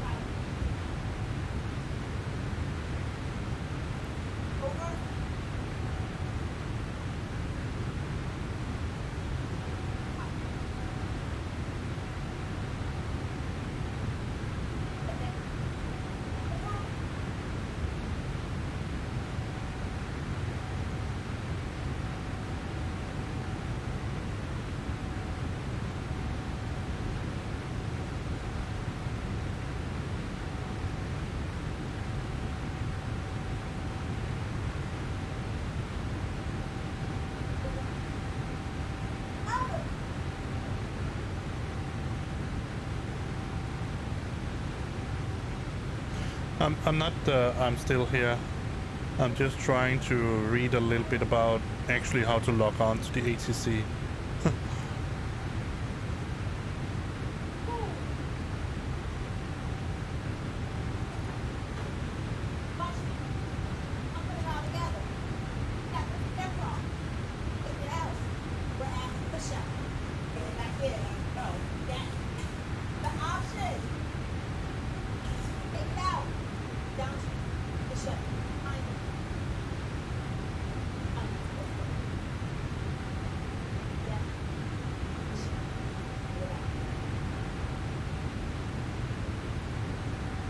Trying to figure out if I wanted to connect to Milan with the CPDLC, what the name should be. Because as far as I can see, it's not mentioned here in the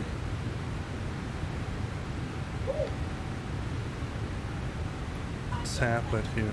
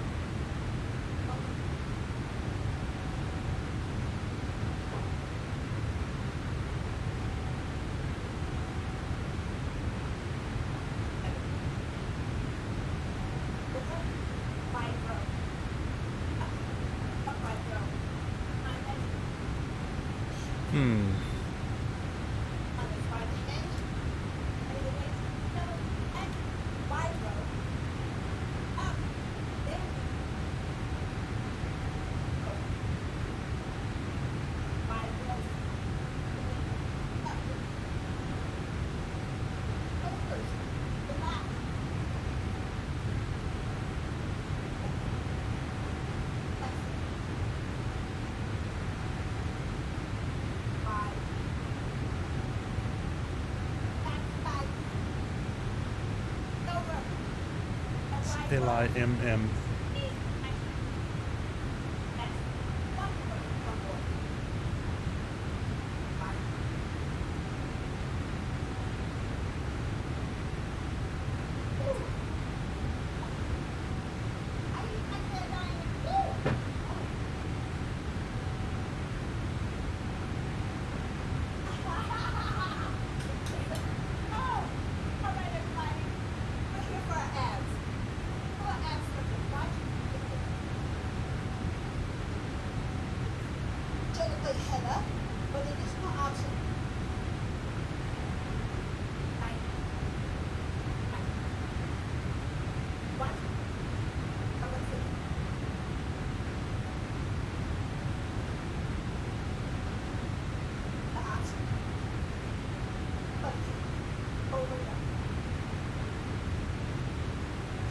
Alright, so when we're close enough, LIMM says network ready, so I'm just going to try to connect to it when we are relatively close.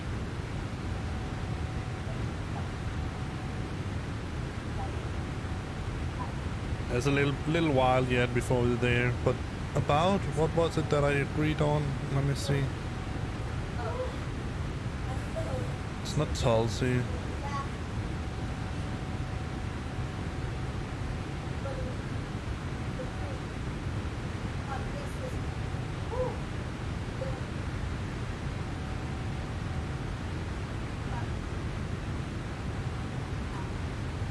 The cool thing is that they have complete... Yeah, if this is what is going to be kept up, then I'll say Poscon is going to be a real success. I mean, it seems to be very modern in its usage. I only hope that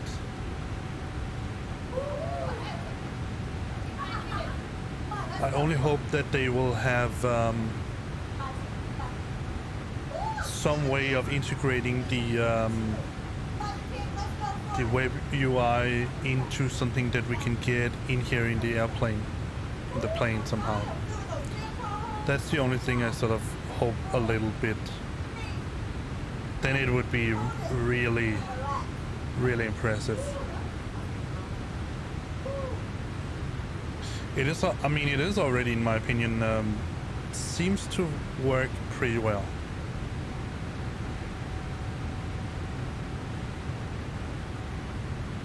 Let's see. Go in here, let's go to destination, that is Milan Malpensa.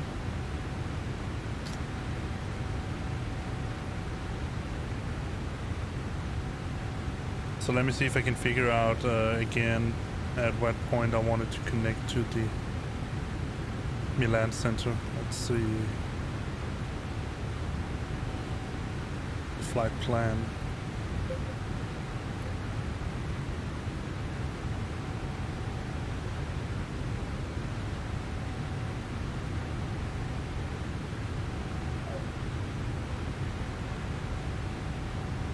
Somewhere around Beras.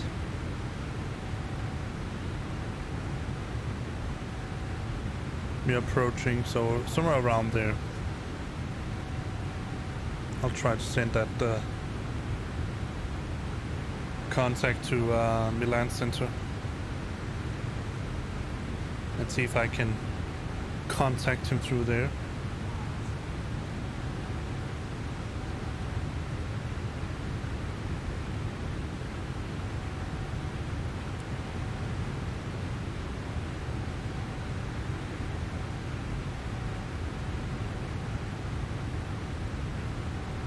So we're going to do some more flights now on Poscon, test it some more, see how it works. And if it works really well, I would certainly suggest a lot of people honestly going from VATSIM over to Poscon. Or EVAO for that matter. But let's see, let's also check the quality of the ATC, how that is.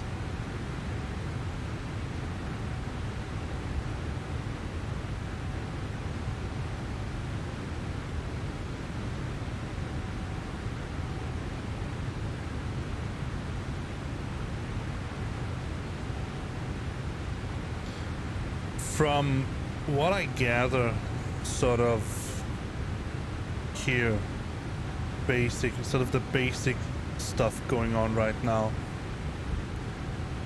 it seems to be working really, really well. And I must say I'm a huge fan of the automated PDC that we have here. This seems that the Poscon, the people behind Poscon Positive Control, it's the acronym for that, they seem to have had an idea of wanting to make flights more smooth for people wanting to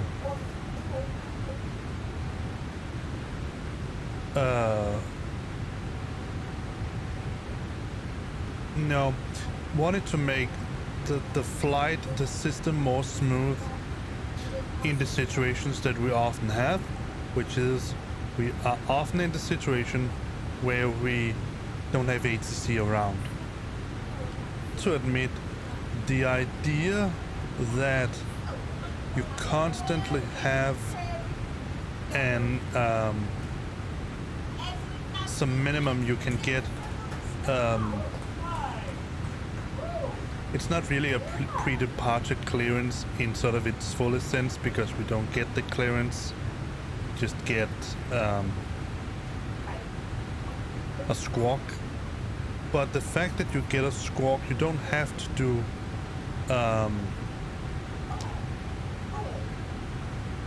squawk 2000 until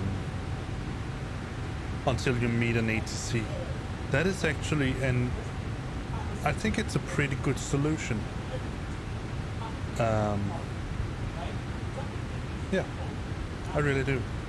So the interesting thing now is whether I can change my flight plan and my call sign without logging off. Let's see if that is possible. By the way, the inputting of the flight plan is very simple, because it's just a question of getting it from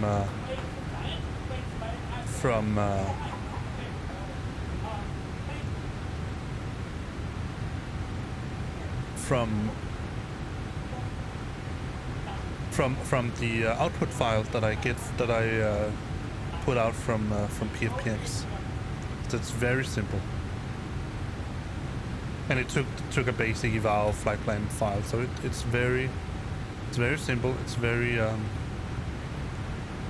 it's actually a very good system for now.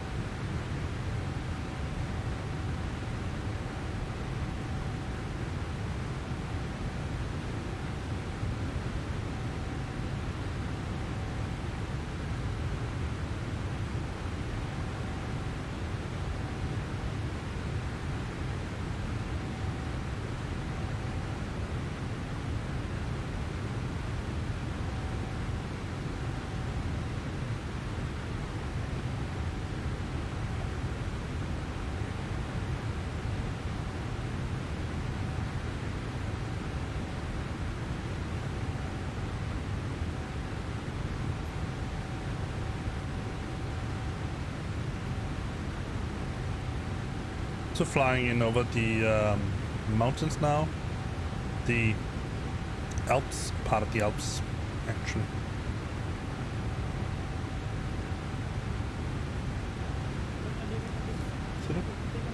Yeah.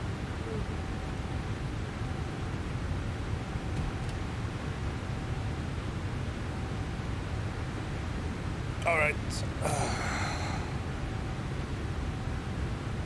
So obviously there's a lot of, there's some reading I probably need to go do, because one of the questions is, when you're flying around, do you, you monitor frequency 121,500 or 121,500, but do you change frequency to the different airspaces that you're flying through?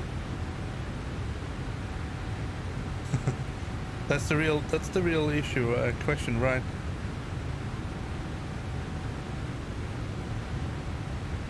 Or do you just stay connected to 1215, or do you stay? What do you do? Let's see if we can hear him. Anything goes on his frequency. 135, 455. That should be the right frequency. We are approaching Tulsi and then Beras.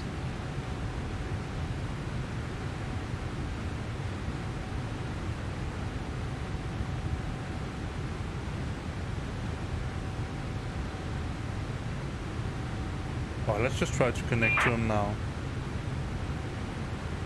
See what he says.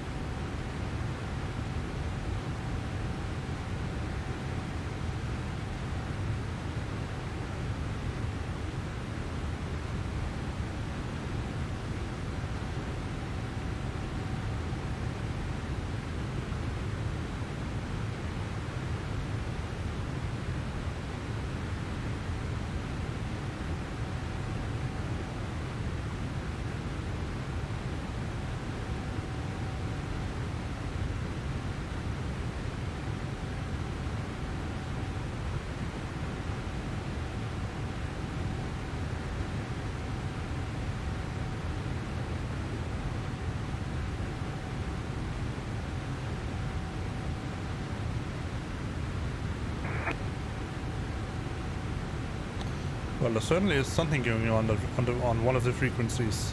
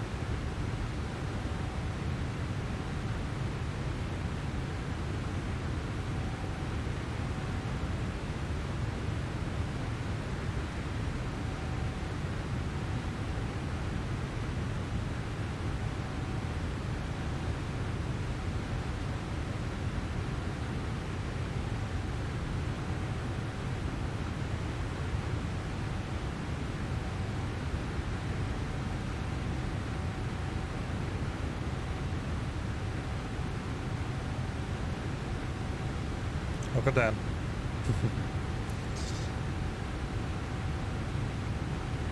Maybe we could have waited all the way down to Mimvi. Even perhaps... Hello, hi there, taxi 100, ahead, you check.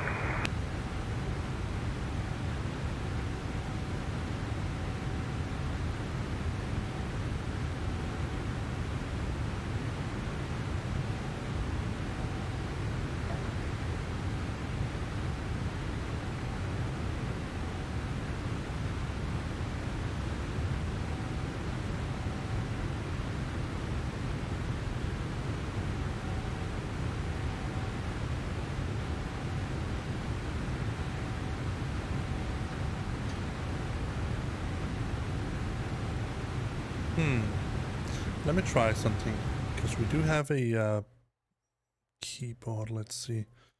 Should have a Poscon. Enter ghost, push to talk, calm. Let's try to put that in.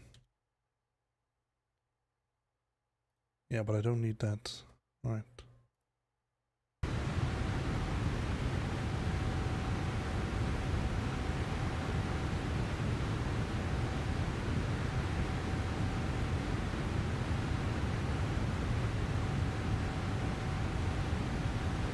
Perfect.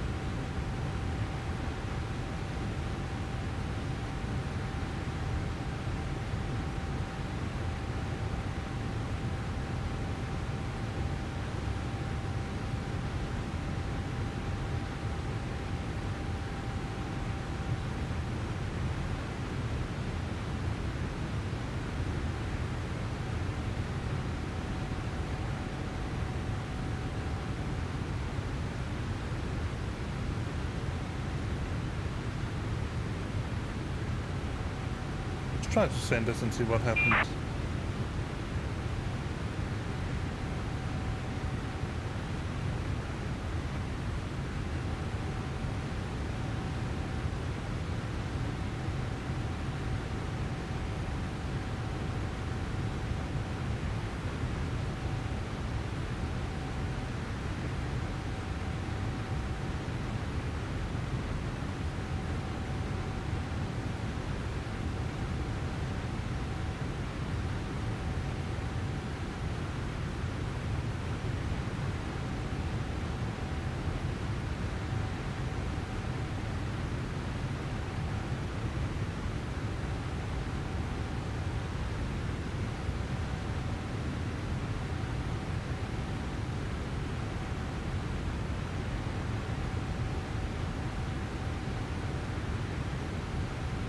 Alright, I try to send a free text message. Let's see if he replies to that, otherwise I'll just contact him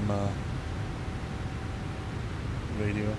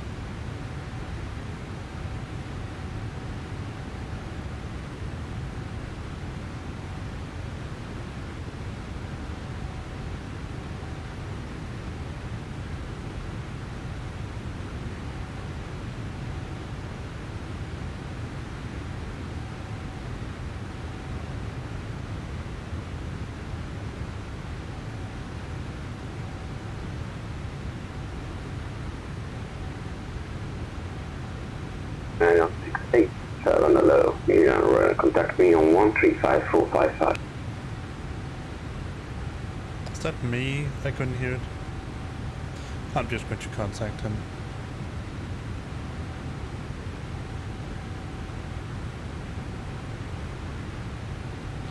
Milan Center. Good afternoon. Scandinavian 687 at flight level 370. Scandinavian 687 and Milan radar contact, report full descent.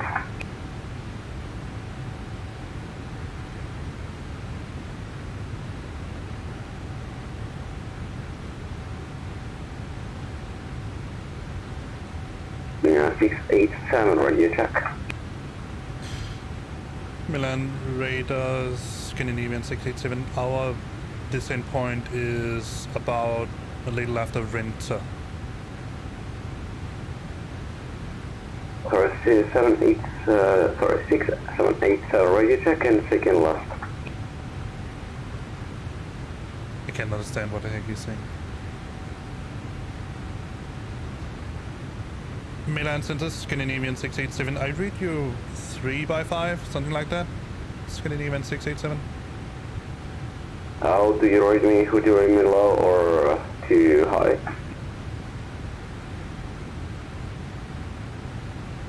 Maybe a little too high, Scandinavian 687. Give us a back.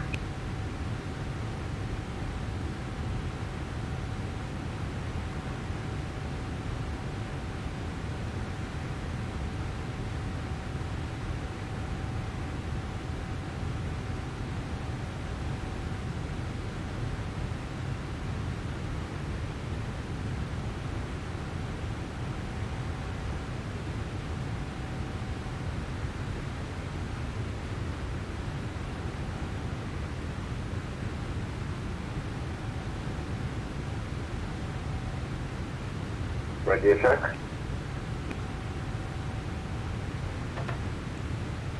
Scandinavian 6, Milan Center, Scandinavian 687, much better, 5x5.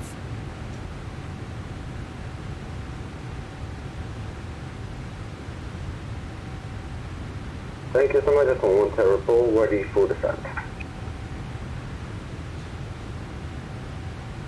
Wilco, Scandinavian 687, report ready when descent, ready to descent, Scandinavian 687.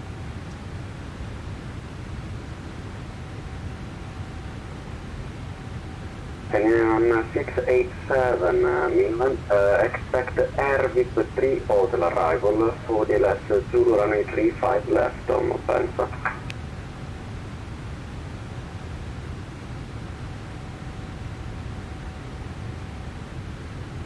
Expecting runway 35 left. Could you repeat the approach, Scandinavian 687? Will be Airbus 3 hotel arrival for the last Zulu runway 35 left. Correction, Yankee 35 left.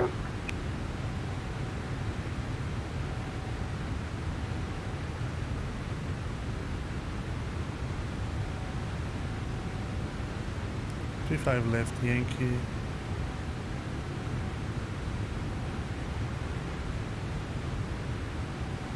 And 687.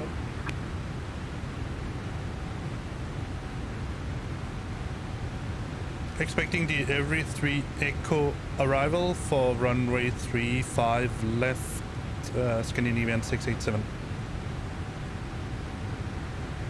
Awesome. All right.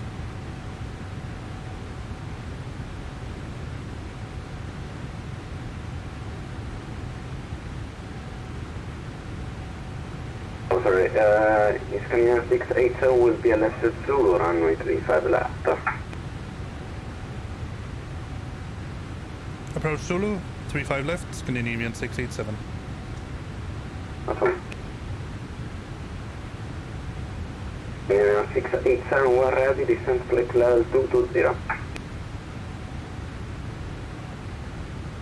Descending to flight level 220, Scandinavian 687. We're ready. When ready, Scandinavian 687.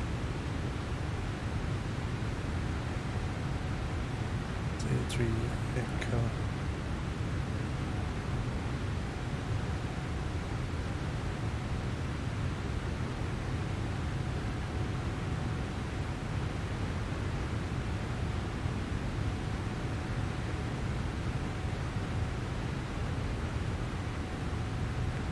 Let's turn the terrain radar on.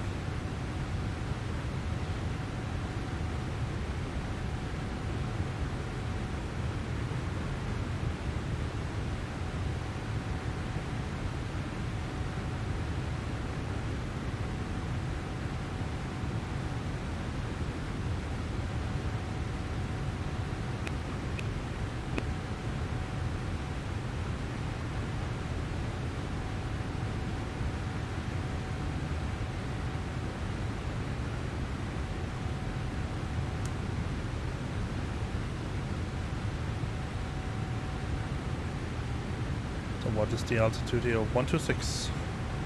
So 220, that should not be a problem. So we're just going to do an open descent here.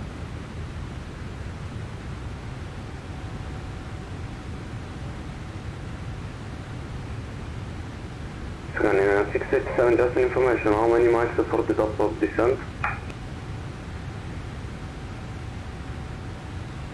We're about to begin the descent, Scandinavian 687. Thank you.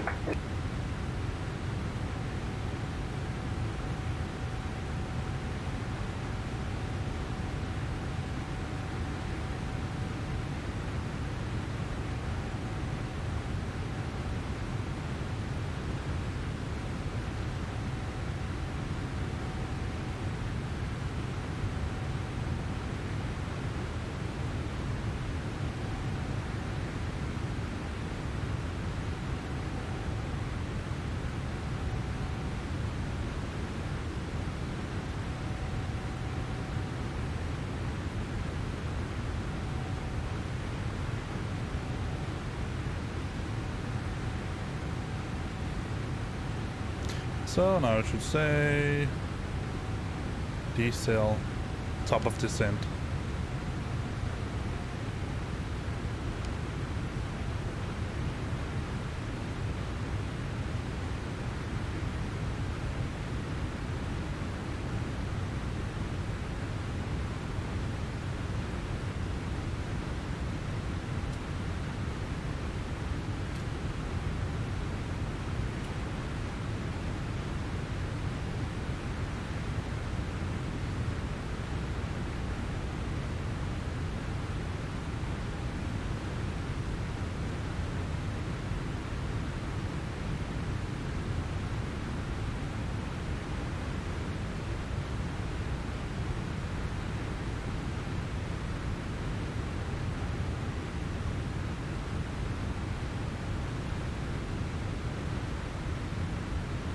Alright, there is actually one called Cinema Verite, but I'm going to check that when we land, because this head bobbing thing here is really annoying.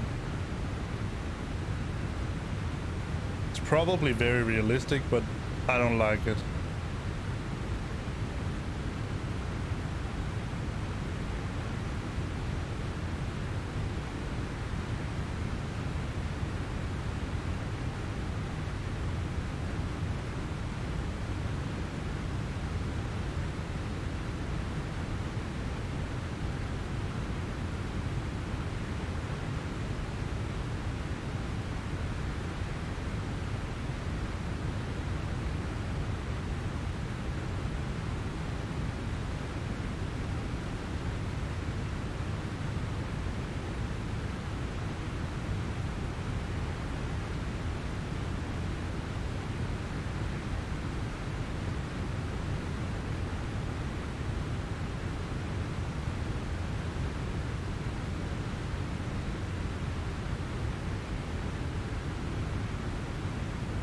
Oh, I forgot to turn off the meal sign here, sorry.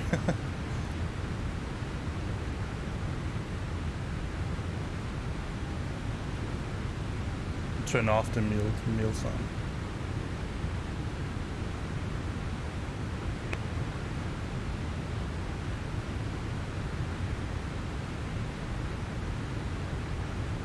Milan 687 via Airvid to clear to Airvid to 3I. Action 3 Echo arrival.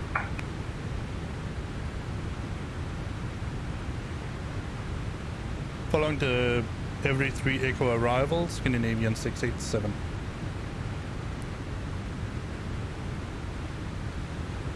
I'm pretty sure I put that in. Let's just make sure. Yeah, every 3 Echo. Oh, let's just back to flight plan mode.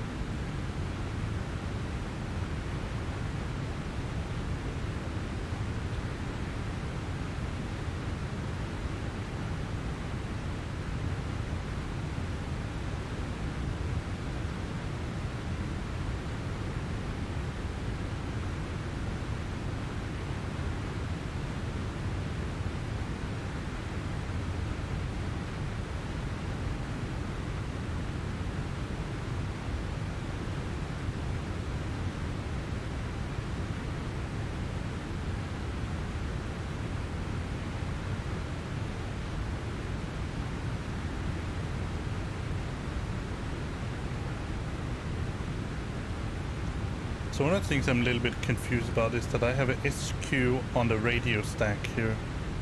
I'm not sure what that means, if it's standard quality or whatever it is.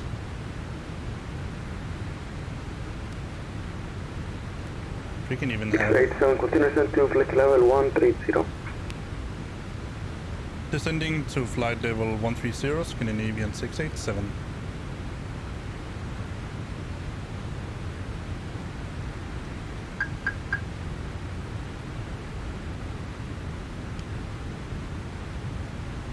Do some open descents here.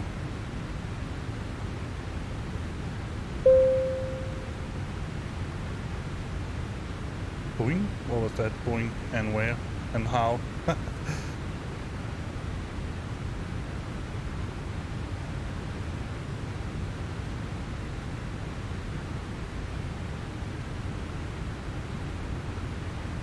I really hope he means descent to flight level 130.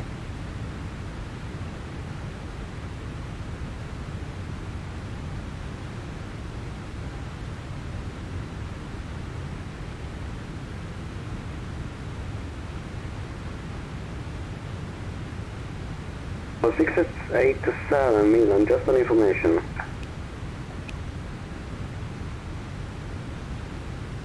Please repeat, Scandinavian 687. 687, just an information. I had a problem with the guard. So did you read me, sorry, did you call me from the guard when I called you from the guard?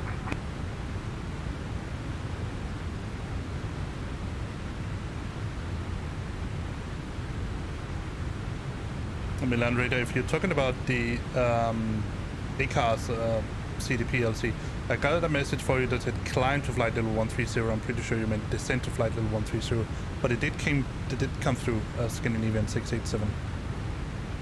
The 687, no, I was talking about the guard. 121.5. Did you hear me when I called you, when I told you to contact me? That's for information.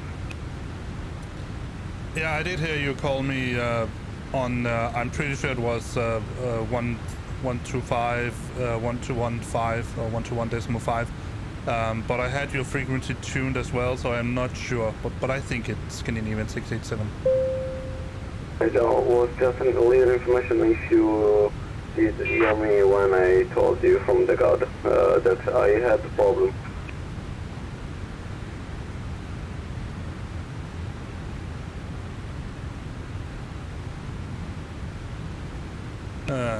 Scandinavian 687 after every proceed direct Alger, Echo Victor, Golf India Romeo.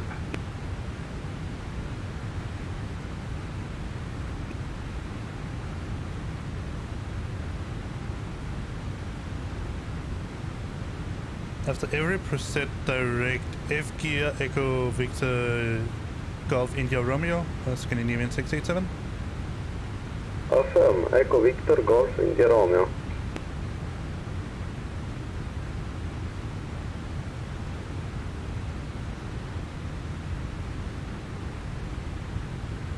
Well, 687 continue descent to flight level correction to 6,000 feet. QNH 1026 redirected to ASASva, Echo Sierra, India Tango Echo. a new direct. Continue descending to 6,000 feet and direct to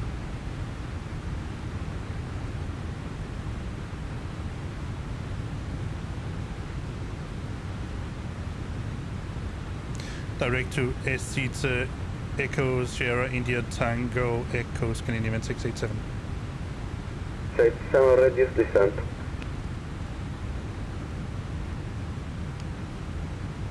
We have begun our final descent into Milan. Flight attendants will be passing through the cabin to collect any trash. 687 reduce descent. Scandinavian 687, we are ready to descend. Please also store any carry-on items either in the seatback pocket Reduce descent and descent flight to 6,000 feet. related tasks and stow any larger electronics. We have begun our descent to 6,000 feet, Scandinavian 687. Affirm, if you please reduce the descent.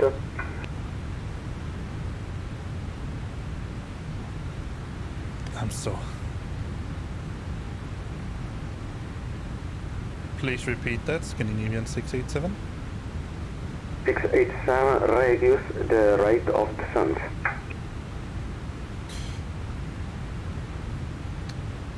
Right now the rate of descent is 4,000 feet per minute, Scandinavian 687. Thank you, reduce to 1,000. Reducing to 1,000 feet per minute, Scandinavian 687.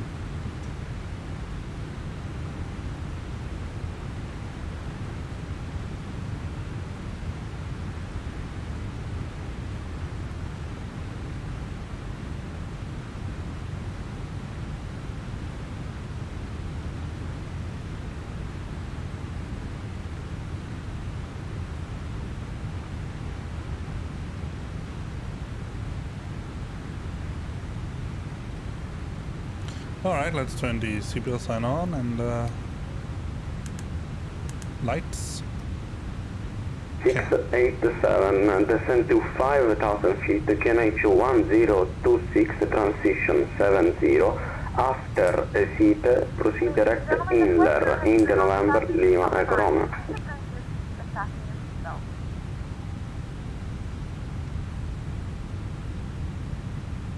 Descend to 5,000 feet. QNH is 1026 and direct to Inler, Scandinavian 687.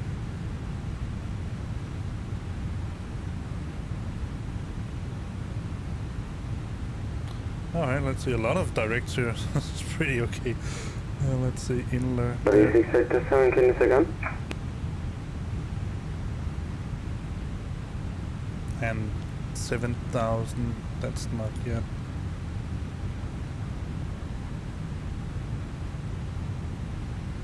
QNH 1026. Scandinavian 687. We are descending to 5,000 feet and the QNH is 1026 Scandinavian 687. Affirmative, check your course to, sorry, my mistake. Proceed to Inler.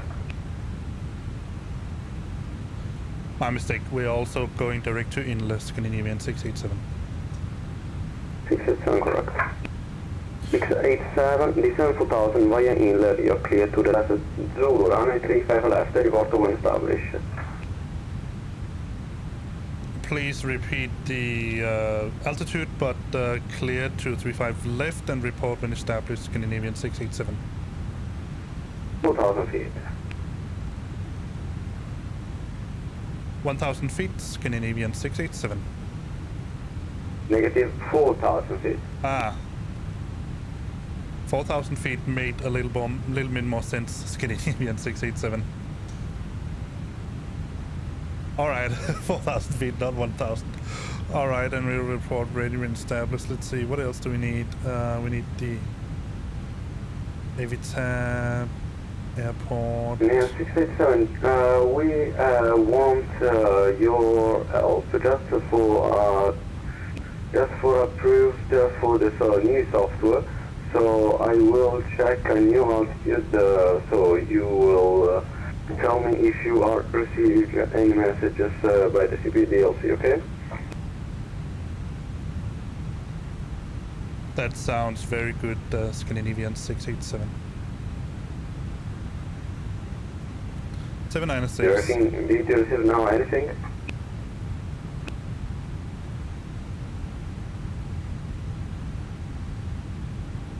-6. 687, did you receive anything now?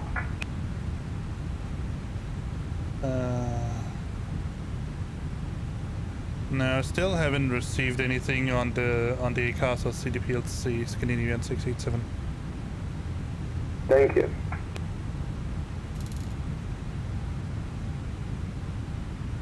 Alright, let's just go down to, let's enable the landing system here. Let's turn these on. And we're ready to land, so when we're down to the 4,000, did I go for open? Yeah, okay, I went for open.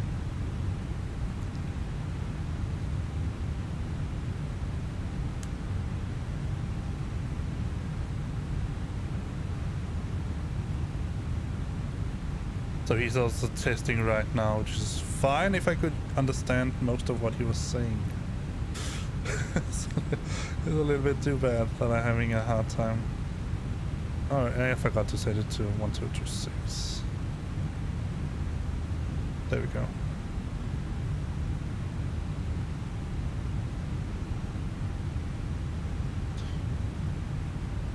Let's enable the activate the approach phase now. And then 687. Go ahead, Scandinavian 687.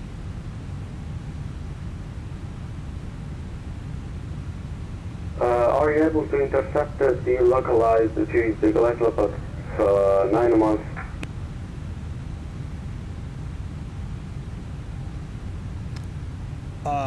No, I don't have the localizer yet, Scandinavian 687. Yes, no, I told you if you are able to intercept the localizer at truck -9.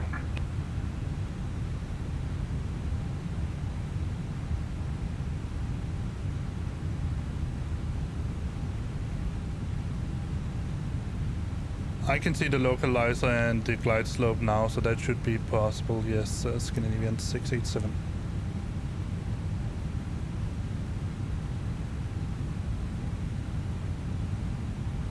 And confirm established. Will confirm when I'm established, Scandinavian 687. 687, runway 35 left, clear to runway 230 knots, variable 200-270. Clear for landing on 35 left, Scandinavian 687.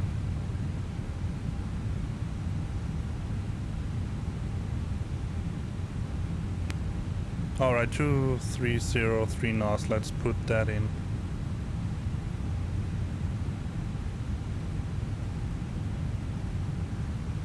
But the transition altitude was wrong.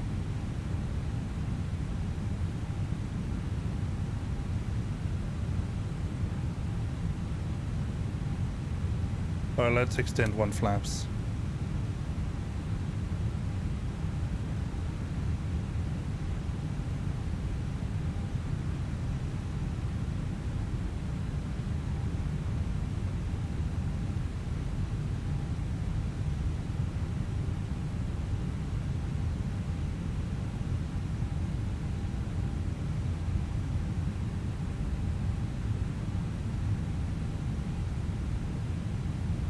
Go to flaps 2.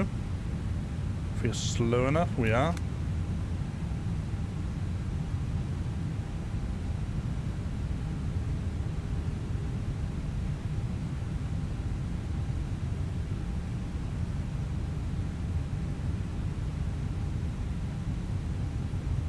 Oh, let's just keep it at flaps 1.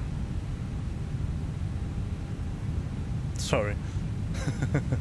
But I think we're not even, let's capture the localizer. Scandinavian 681, my apologies for the very high rate of intercept for the localizer.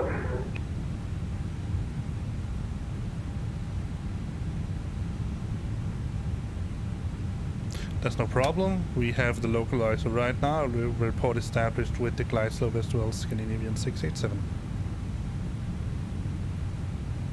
You're welcome. Alright, let's just go to the approach phase. Autopilot 2 on.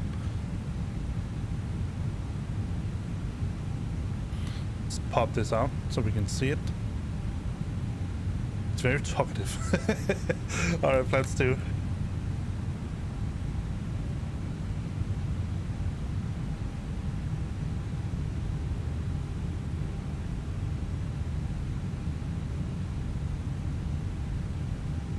Let me get my feet up so I'm ready for this.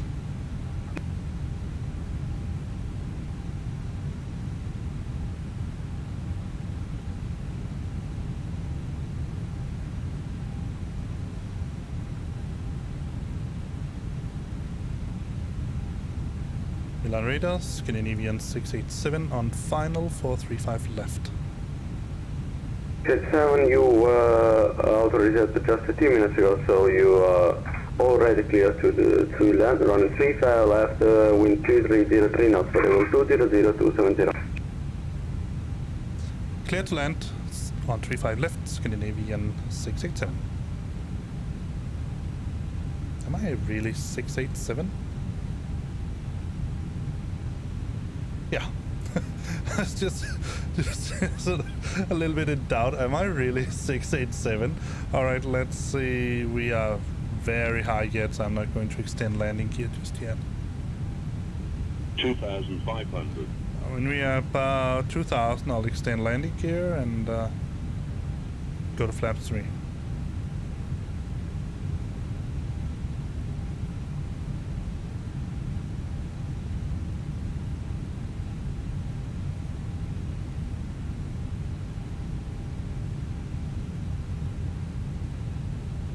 If I'm not mistaken, he did ask me to report on final. Right. Go to landing gear down. Let's try to see if I can squeeze in the checklist. AV tab here. So, approach briefing is confirmed. Ecom status has been checked. Seatbelt is on. Ref 1026. Minimum is set as 796. Engine mode selector is as required. Landing. Cabin crew has been advised. Let's go to flaps 3. Ground spoilers are armed. And we only need to go to flaps full. So, cabin crew advised. Auto throttle is speed. Auto brake is low. Ecam memo, no blue. We are ready for landing. And I'm pretty sure I need to vacate. Let's look AVS here. I'm pretty sure I need to vacate.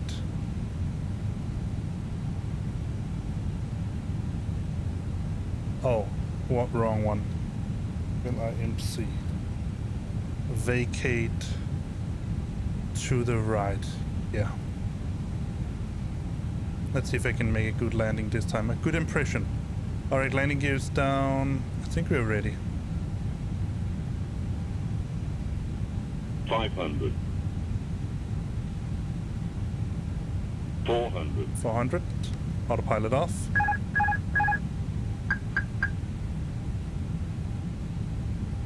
300.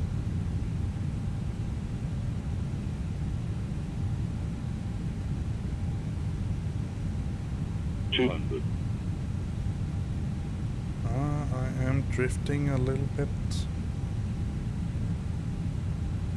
100. 100 above. 50. 40. 30. 20. Retard. Retard.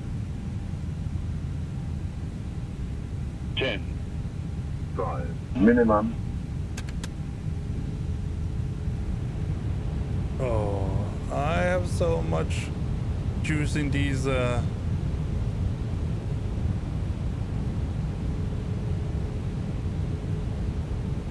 pedals, so I'm constantly swerving from side to side or swirling. Scandinavian 687, welcome to Milan, vacate on the first convenience on the left. Backing to the right, Scandinavian 687, thank you very much. On the left. Ladies and gentlemen, welcome to the left. Milan. The local time Scandinavian is 687. 1:19 p.m. and it's currently about When 10 degrees vacated, Celsius. proceed with whiskey, Papa, and Yankee, send at your choice. Please stop and the seatbelt sign is turned off.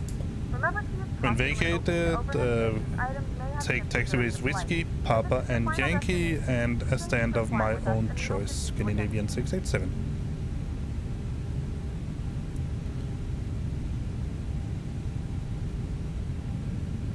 Alright, so we are here now. Let's turn the landing lights off. We're not really vacated yet, but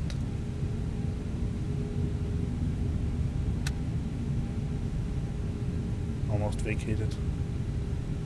Whiskey Papa Yankee, alright.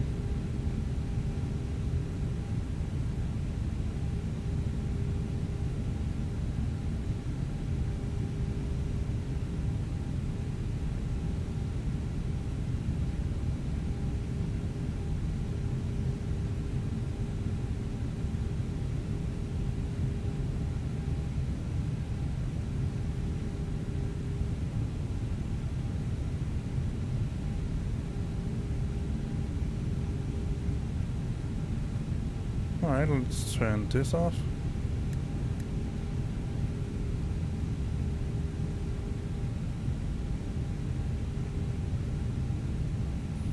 Retract flaps. Reduce speed brakes. And let's see. This must be from here to here to here and here. Oop, wrong way. And we're just going to find a nice place to drive to. Let's see, strobe, beacon. Let's turn this off, and the weather radar, predictive wind shear, all of that good stuff.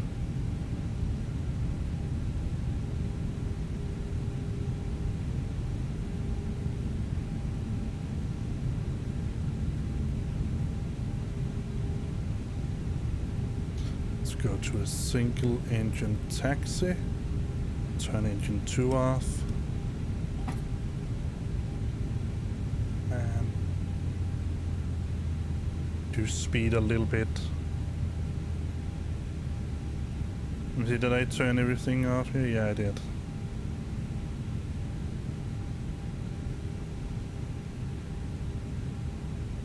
So as I would say is expected,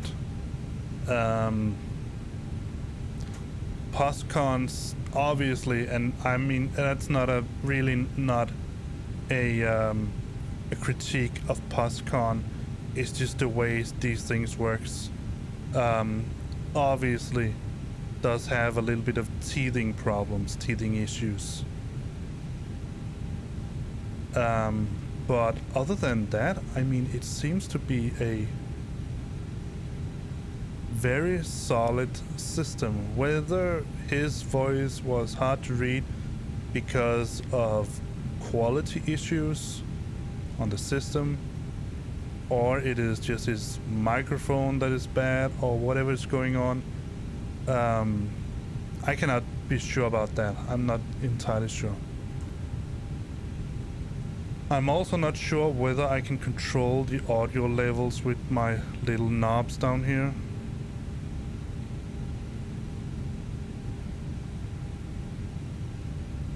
That is also one of those things that needs to sort of be whoever it was, let me see. Thank you. I need to put these messages on so I can see who's following me and who's not. But whoever it was, thank you very much. So, Whiskey Papa Yankee, so Yankee. I don't know why it's make that little swirl there, but I don't care. I know where I'm going. Let's give it a little bit more juice.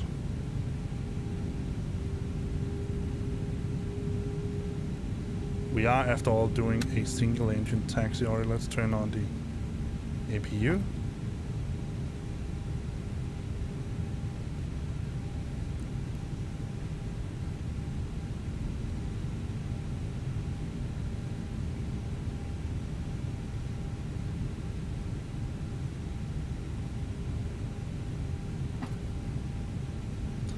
So what Poscon obviously needs is very simply, let's take this one up here.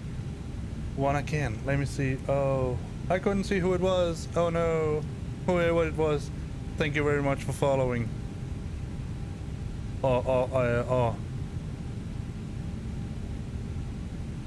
Subscribing if you're on YouTube.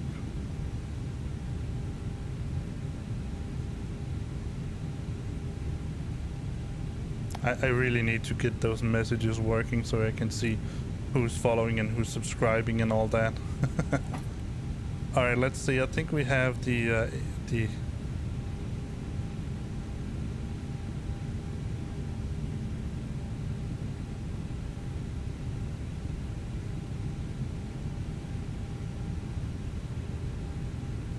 we have the APU online now.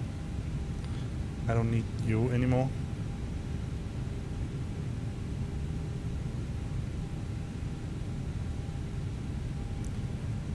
Oh, I didn't see that. Maybe I have already put these in Milan Malpensa.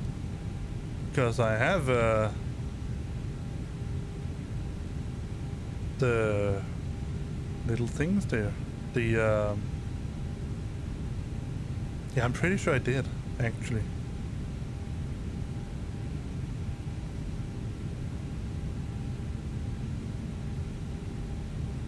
So it's enticing me. Come forward. Alright, let's see. What does it actually say? A321. Well, it's an A320 Neo, but I will accept it. Slow down a little bit. 10.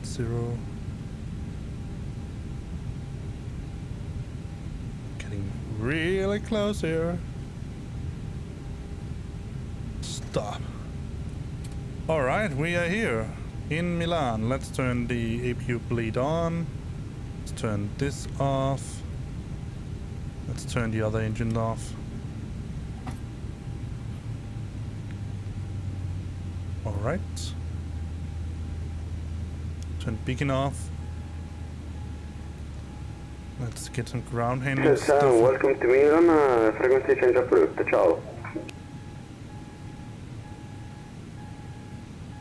Thank you very much, Scandinavian 687, ciao. Alright, let's see, let's get these cards as well. Let me see, can we do another flight?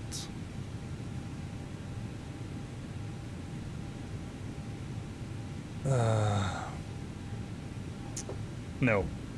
Unfortunately, we cannot. Alright, so...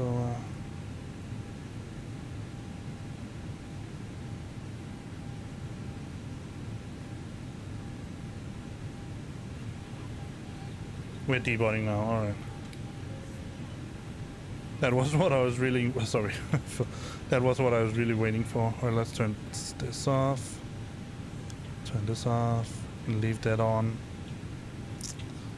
Let's get the ground electrical power unit on. GPU.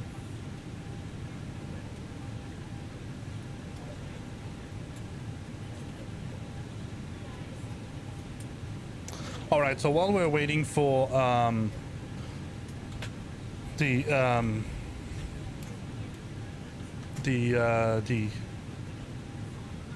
plane to be deboarded, let me give you my sort of initial thoughts about Poscon. I'm sorry I didn't put it into the into my title that I was actually going to fly on Poscon. I was actually going to fly on VATSIM, but then I just discovered or just remembered that I downloaded the Poscon launcher and with intentions of testing it out.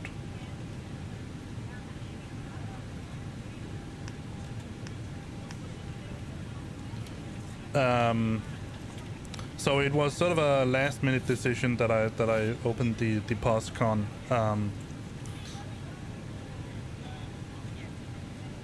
The Poscon frequency. Sorry, the the Poscon frequency. The Poscon enabled all of them. What is that little thing blinking in the middle? There's something text blinking plop sometimes. I'm not sure what it says. Noticed it a couple of times. Oh well. In any case, so it was sort of a last-minute decision, so that's why I didn't get to put it into the chat or anything like that.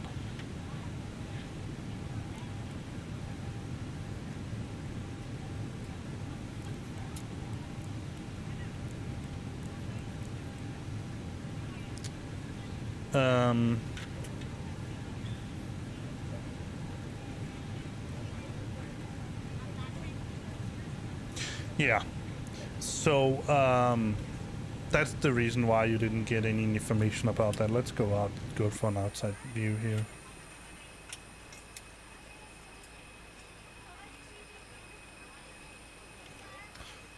So,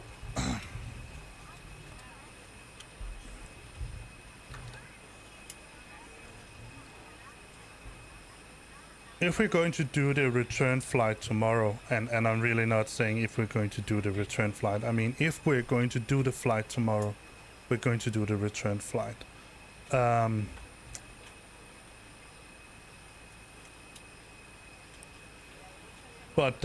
let me give you my initial thoughts of what I think about Poscon. The very little interaction I've had with it right now, so let me give you my sort of initial thoughts. Positives, let's start with that. They integrated, even though it is a web UI you're using, the integrated A-car's CDPLC system is fantastic. It's very, very good. It's well made. It looks like an CDPLC system. And it has all the basic functionality that you would sort of require from such a system. Next, there is the fact that even though there's no controller online, you will be getting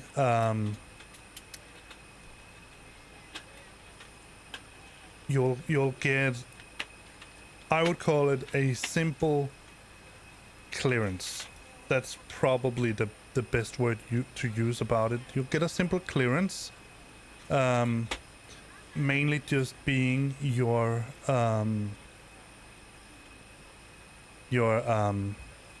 squawk code. So you put that in, you begin to squawk. Let me see, did I turn it all off, by the way? My squawk here? No.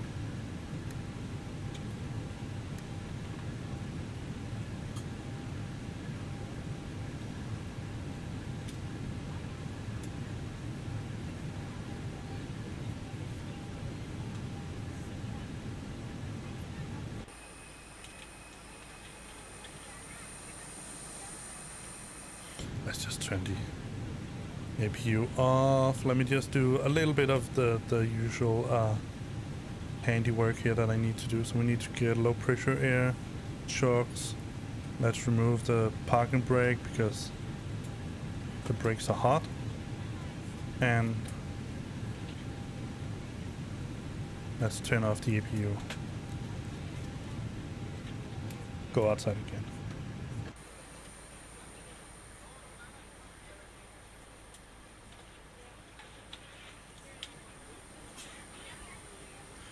All right, so let me give you my initial thoughts here. Like I said,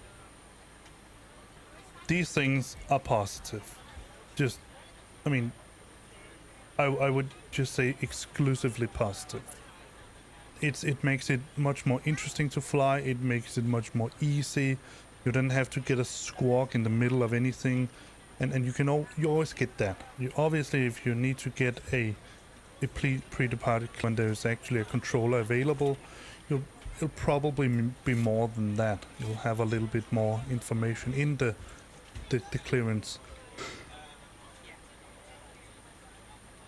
Which departure you're cleared to take, initial altitudes, anything like that will be put in. But in general, just that you can get the squawk code put in is just absolutely perfect. And also the fact that the web UI is sort of made for the A-car system, the CDPLC, means that there's no real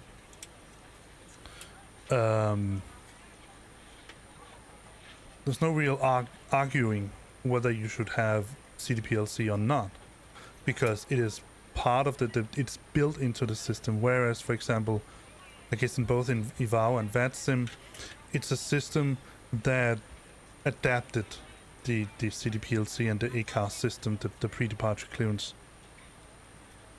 And this still means that on VATSIM you cannot be guaranteed to get a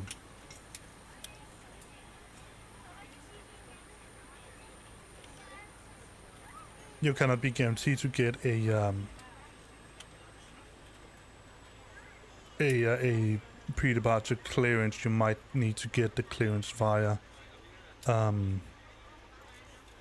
voice, which is, I mean, it's fair enough, it's okay, but it doesn't really reflect mostly how these things work in real life. In real life, you get most of your clearances and altitudes and all of that. You get it from CDPLC, from ACAS. One other thing is that since Poscon has built this system from the start to have a certain amount of automation, it's an automated pre-departure clearance, just giving you the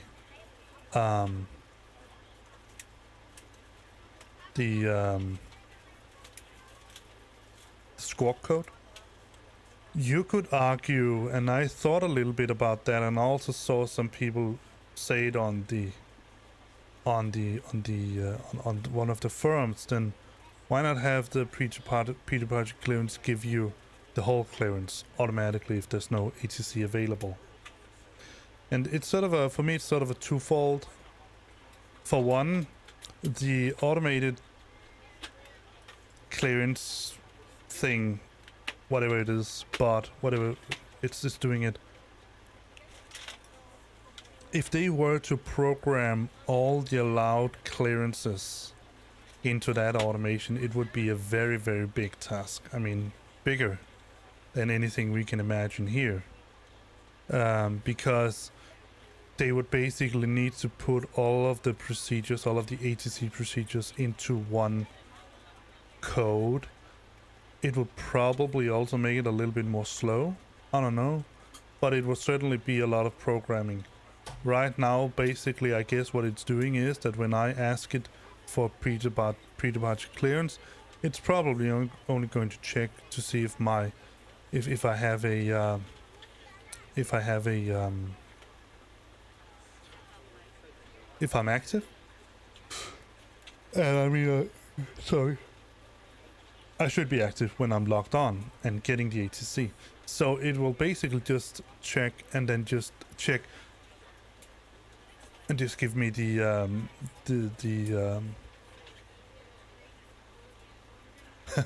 I'll be right with you, Guide PL. It would probably be it's just giving me the squawk.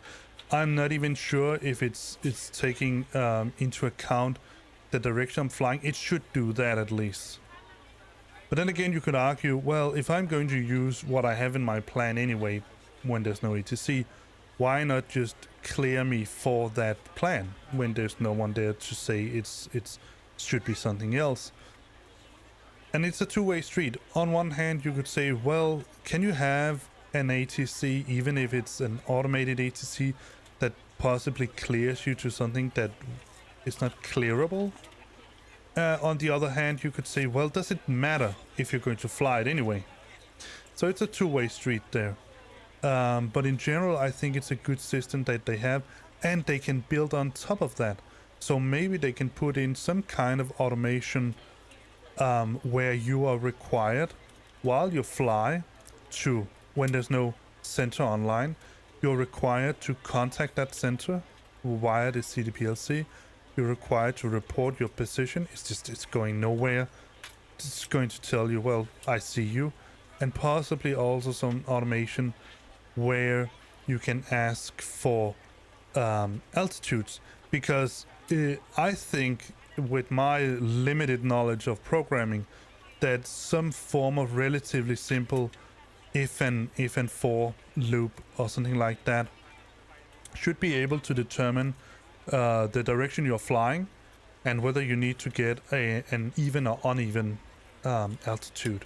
So that should be doable for Poscon. But I'll say, from what I've seen right now, except for the hard time I had really hearing what he said, maybe it was a bad mic, I don't know, but I had a hard time hearing what he was saying to me on that network. Besides from that, I'll say that Poscon has a really solid platform to build on, and it's a very new system. It has been in the making for some time, 2-3 years I think, but it's just relatively recently that it got out of the closed beta. So for that matter, I'll say that it works really well. What it needs now is more people. That's it. More people flying, more people doing controlling. That's all it takes for this platform to grow. And I would argue that VATSIM and Ivao, they have something to look for now, because they might have the numbers right now completely outperforming Poscon, both individually and really combined. But the more people discover Poscon, the more people like me that promote Poscon on my streams and all of that, the more people is going to fly on Poscon. And I would argue that when people realize, I'm just going to say exactly how good Poscon seems to be, then they're probably going to stick. Alright, so what is the easiest airliner to fly, or the least difficult? Guide PLS, that for those of you who cannot see his question on the chat. Oh, that's a tough question to ask, to answer really, a Guide PL.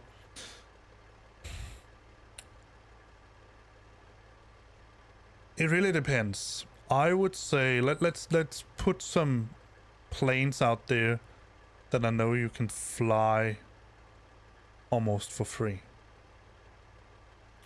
Let's say that you I don't know what platform you're flying on, but let's just say you're flying on X-plane.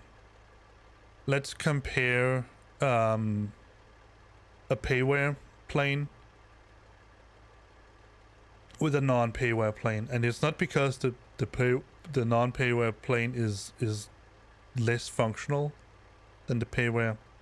They are just planes from different sort of philosophies.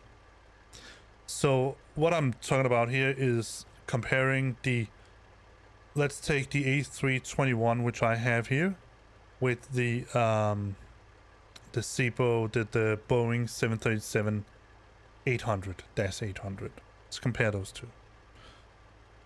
In my opinion, the 737 as a plane, I mean, when you're in the air, when you're sort of grabbing the controls and doing all of that, flies, it's well behaved, it flies nicely.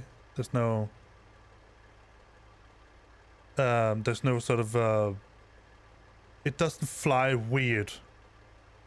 You don't need to be sorry, Guide, you only asked 2 questions. But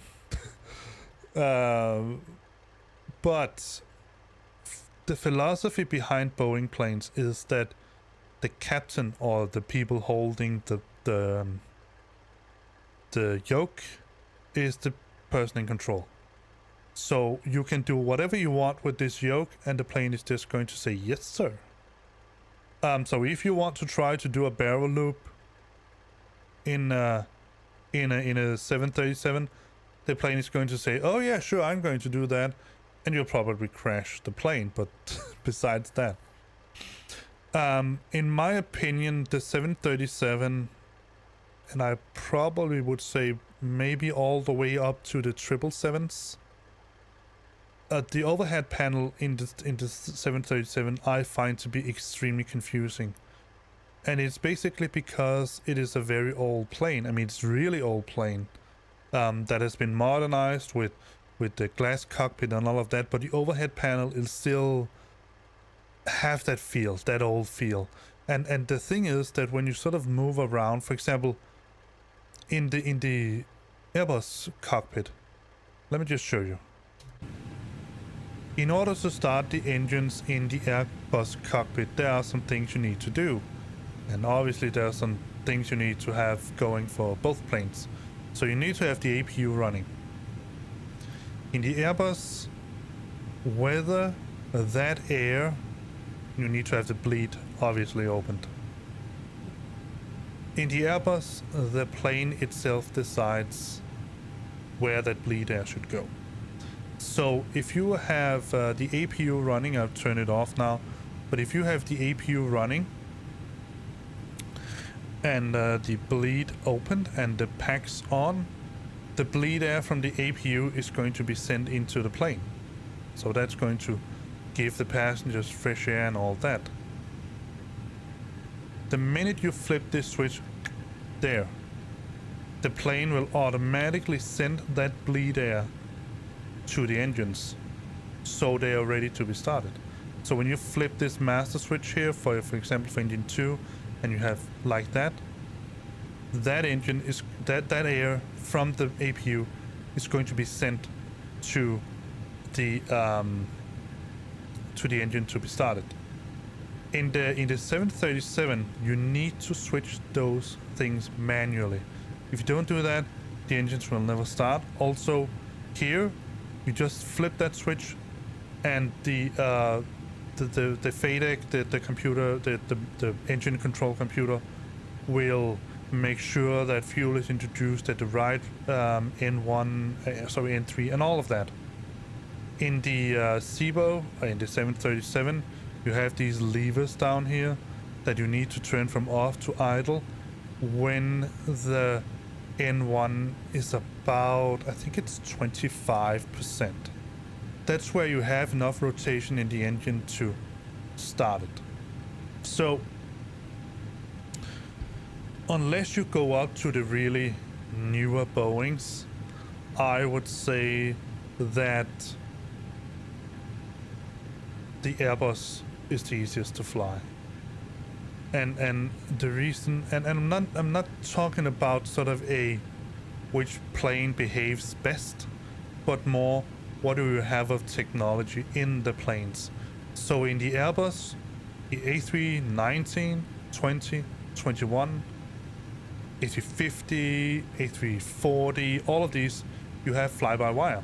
Meaning, basically, when you're flying, you're in what is called normal law.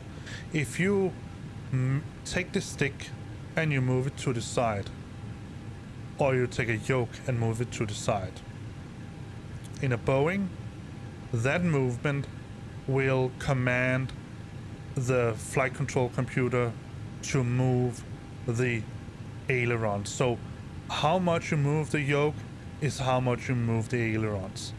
In the Airbus, you're commanding a rate change, or I think they call it a G change. So when you're moving the stick all the way to the side, the airplane is still going to have a limit. So it's going to say, all right, I can maximally safely turn this rate, so it's not going to do anything else. Another thing is that when you're, for example, are flying, if you want to follow the flight director in a turn, you can get the plane into that position and then let go of the stick.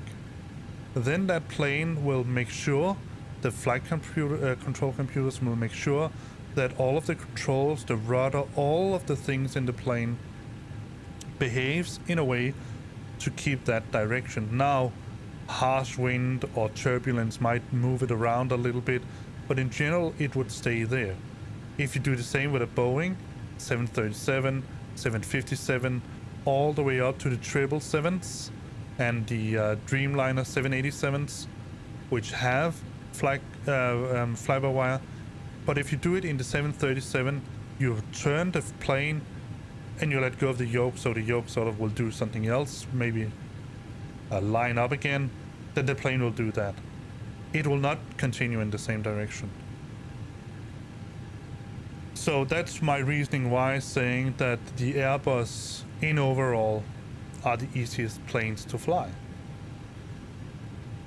If we take the Airbus family itself, there are different ways of seeing things.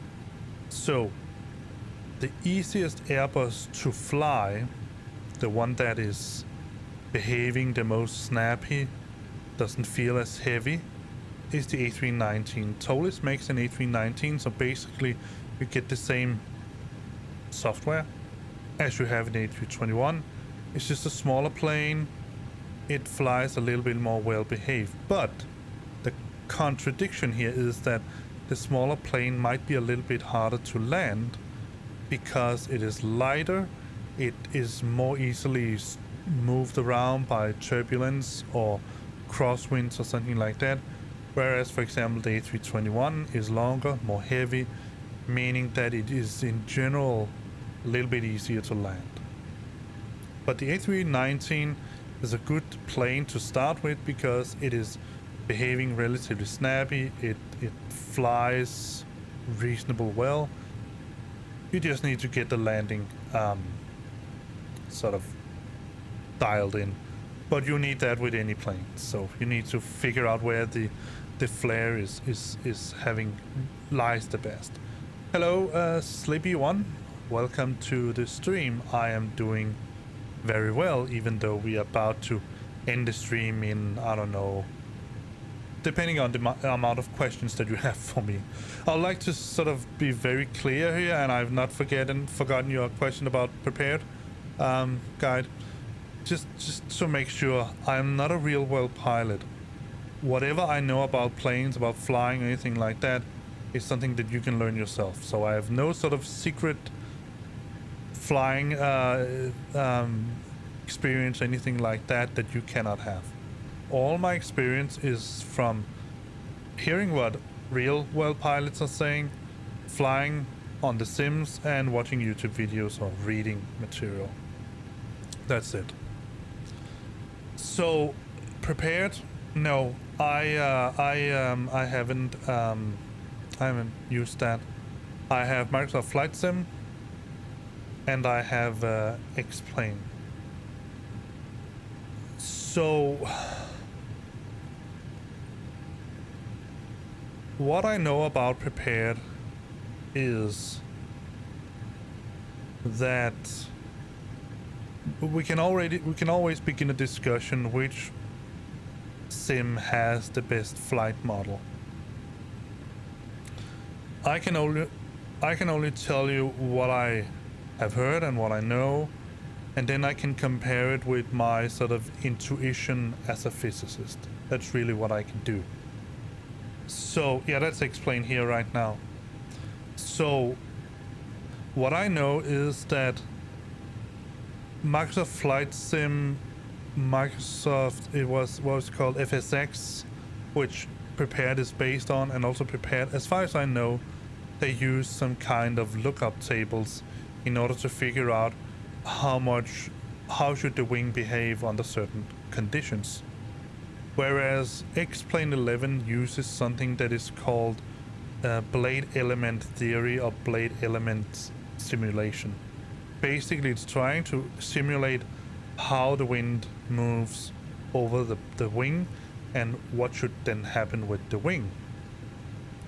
Now, I don't have sort of the specifics of the difference between the lookup tables and blade element theory, so I can only sort of speak in general terms what I know about the difference of having a model and having lookup tables. Now, I've worked with fluid dynamics, which you can also use to model how air moves over a wing, because basically every time we're trying to model air movement, whether it being a wing moving through air or how air behaves in meteorological or climate models, we are not simulating the air as particles, which would be a tremendous task for even the most powerful computers.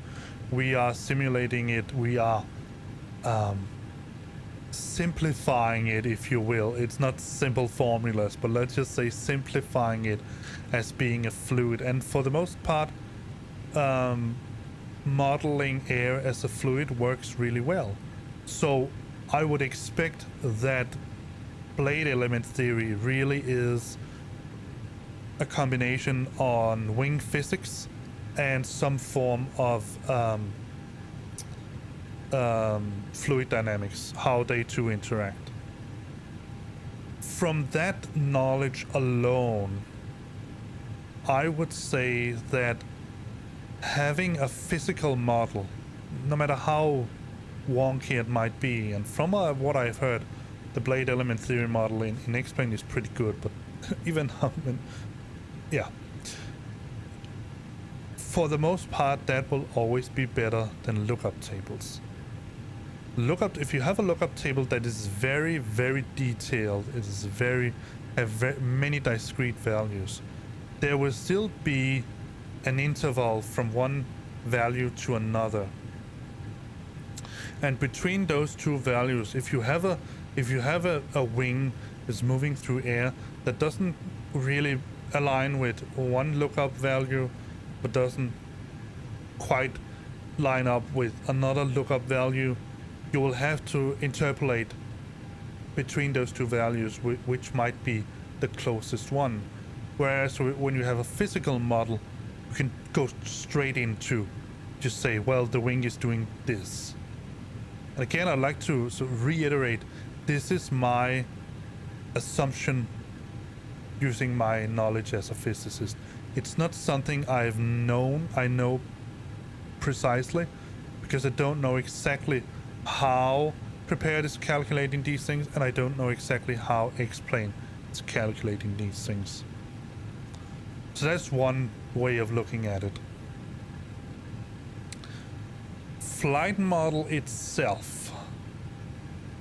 Let's look at the different planes that you can get. In Prepared, let's take in X-Plane, I would say for now the best producers of Airbuses is probably going to be Tolis. I've heard from several pilots that if you want to feel how a plane really behaves, how an A319 or an A321 really behaves when you're flying it, when you're moving the stick around, the Tolis planes are the ones that are the closest. The other producer, and the Tolis has made an A319 and A321 that I have here, and the A346. I have the A321 and the A346. The big one, the big bird. The other producer that we have is Flight Factor. They are also making reasonable good models. They have made a bunch of Boeings, and now they have made an A320 and an A359. Now the A359 doesn't have as many systems in it, sort of, you want to simulate errors and faults and all those kind of things, but it is an okay plane to fly around. And the same with the A320. I've heard from many people say that despite the flight model, the stuff in the plane, all the system model and all of that, it's pretty accurate. The one that I follow a little bit says that in the it's called V1 Simulations, he's a real world Airbus pilot. He has said that in the flight factors, if you want to have as close as to the Tolis flight model, you need to enable something called beta, the beta version. The stable version doesn't give you that. The flight model is a little bit wonky. In Prepared, you have a completely different set of quality planes, but you certainly also have different prices. So in Prepared, I would say that if you want Boeings, there's no way around PMTG. They are the, and I'll say that generally, probably for any flight sim, they are the kings of planes, Boeing planes. They are extremely well modeled, they're extremely well detailed, they have so many extreme systems in there that you can basically train how to do all of the system preparations, all the system programming, all of that, do that in a PMTG Boeing. So that obviously talks a little bit positively for Prepared. For the Airbus, you have what are they called?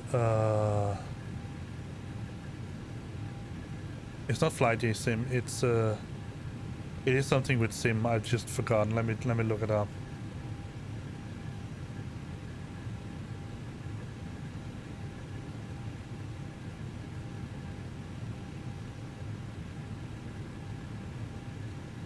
Oh yeah, Flight Sim Labs. And again, Flight Sim Labs is an extremely well-made, well-detailed plane with a host of ACAS functionality that talks really well with the built-in system in Prepared. But I've also been told if you want Prepared to be good, usable, you need to put in a different, I think you need to put in a different cloud render. I'm not sure about that, but you definitely need to have a different weather engine. Some people use Active Sky, something like that. You probably also need to have different in ortho, perhaps. You need to have scenery and all of that. In that context, it doesn't differ that much from X-Plane 11. Whereas in Microsoft Flight Sim 2020, you can get really far with just the basic stuff, with the vanilla stuff. The only airport I've put into Microsoft Flight Sim is Copenhagen and Kastrup, and that's because this is my main base. This is where I make the most flights. So depending on what you have right now to fly in guide, I would argue that if you have the money to spend on these planes in Prepared, whether it being PMGG Boeings or Flight Sim Labs Airbuses, that is not a bad idea. But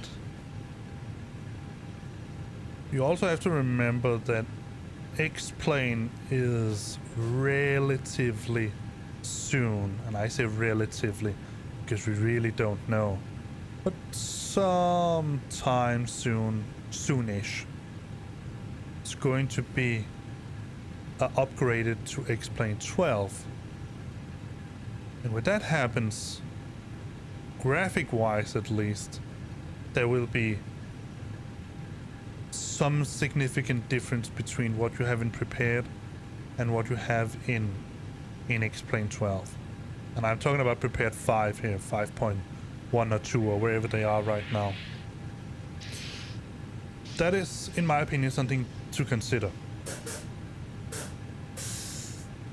So I would say that I cannot tell you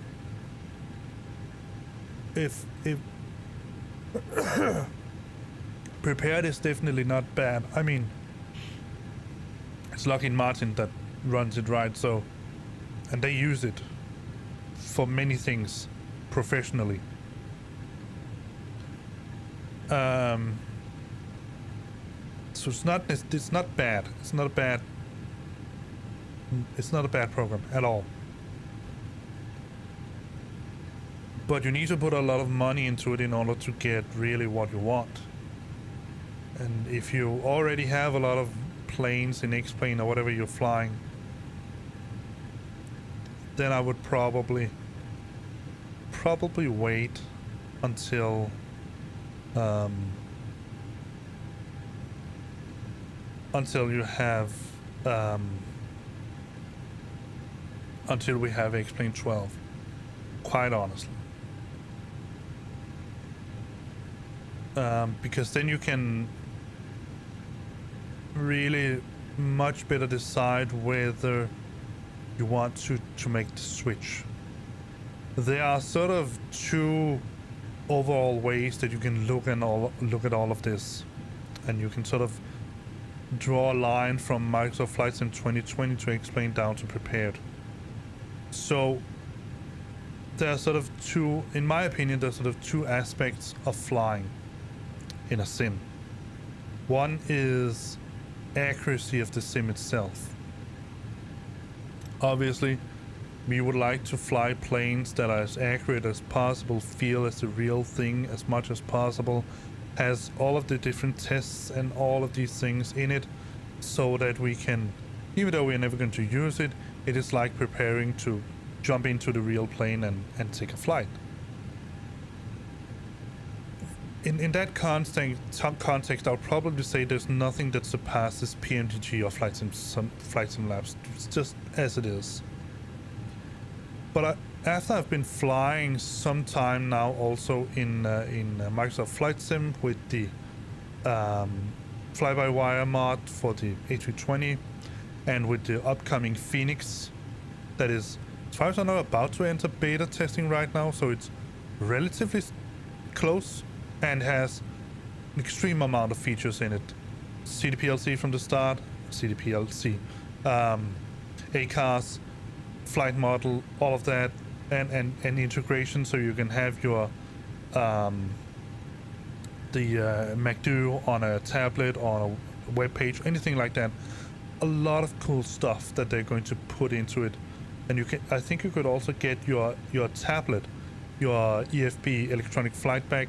You could get that out on a tablet. It was something like that. So they are making a really solid study level plane.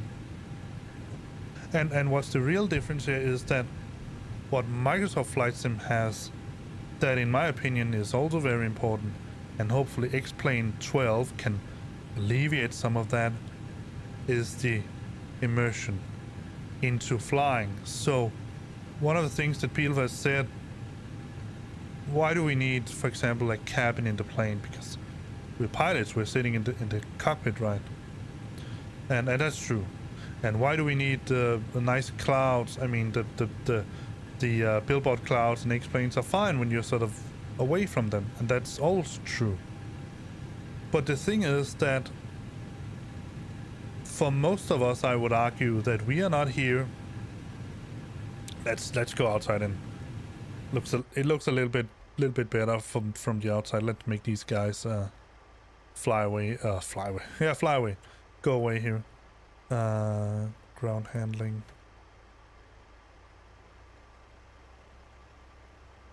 So for most of us, I would argue that we are not real world pilots trying to train ourselves in handling certain scenarios. Now, there's no doubt that some pilots may be using X-Plane, I'm pretty sure they do, in their home sim in order to some extent prepare themselves for certain situations. You can certainly do that. But me as a flight simmer, not a real world pilot, just a flight simmer, I'm not there for that alone. And that's why for me, immersion is certainly also part of all of this. Seen in the way that I'm not here just to test my abilities into pushing a lot of buttons in the plane, and if something goes wrong I do this and this and this.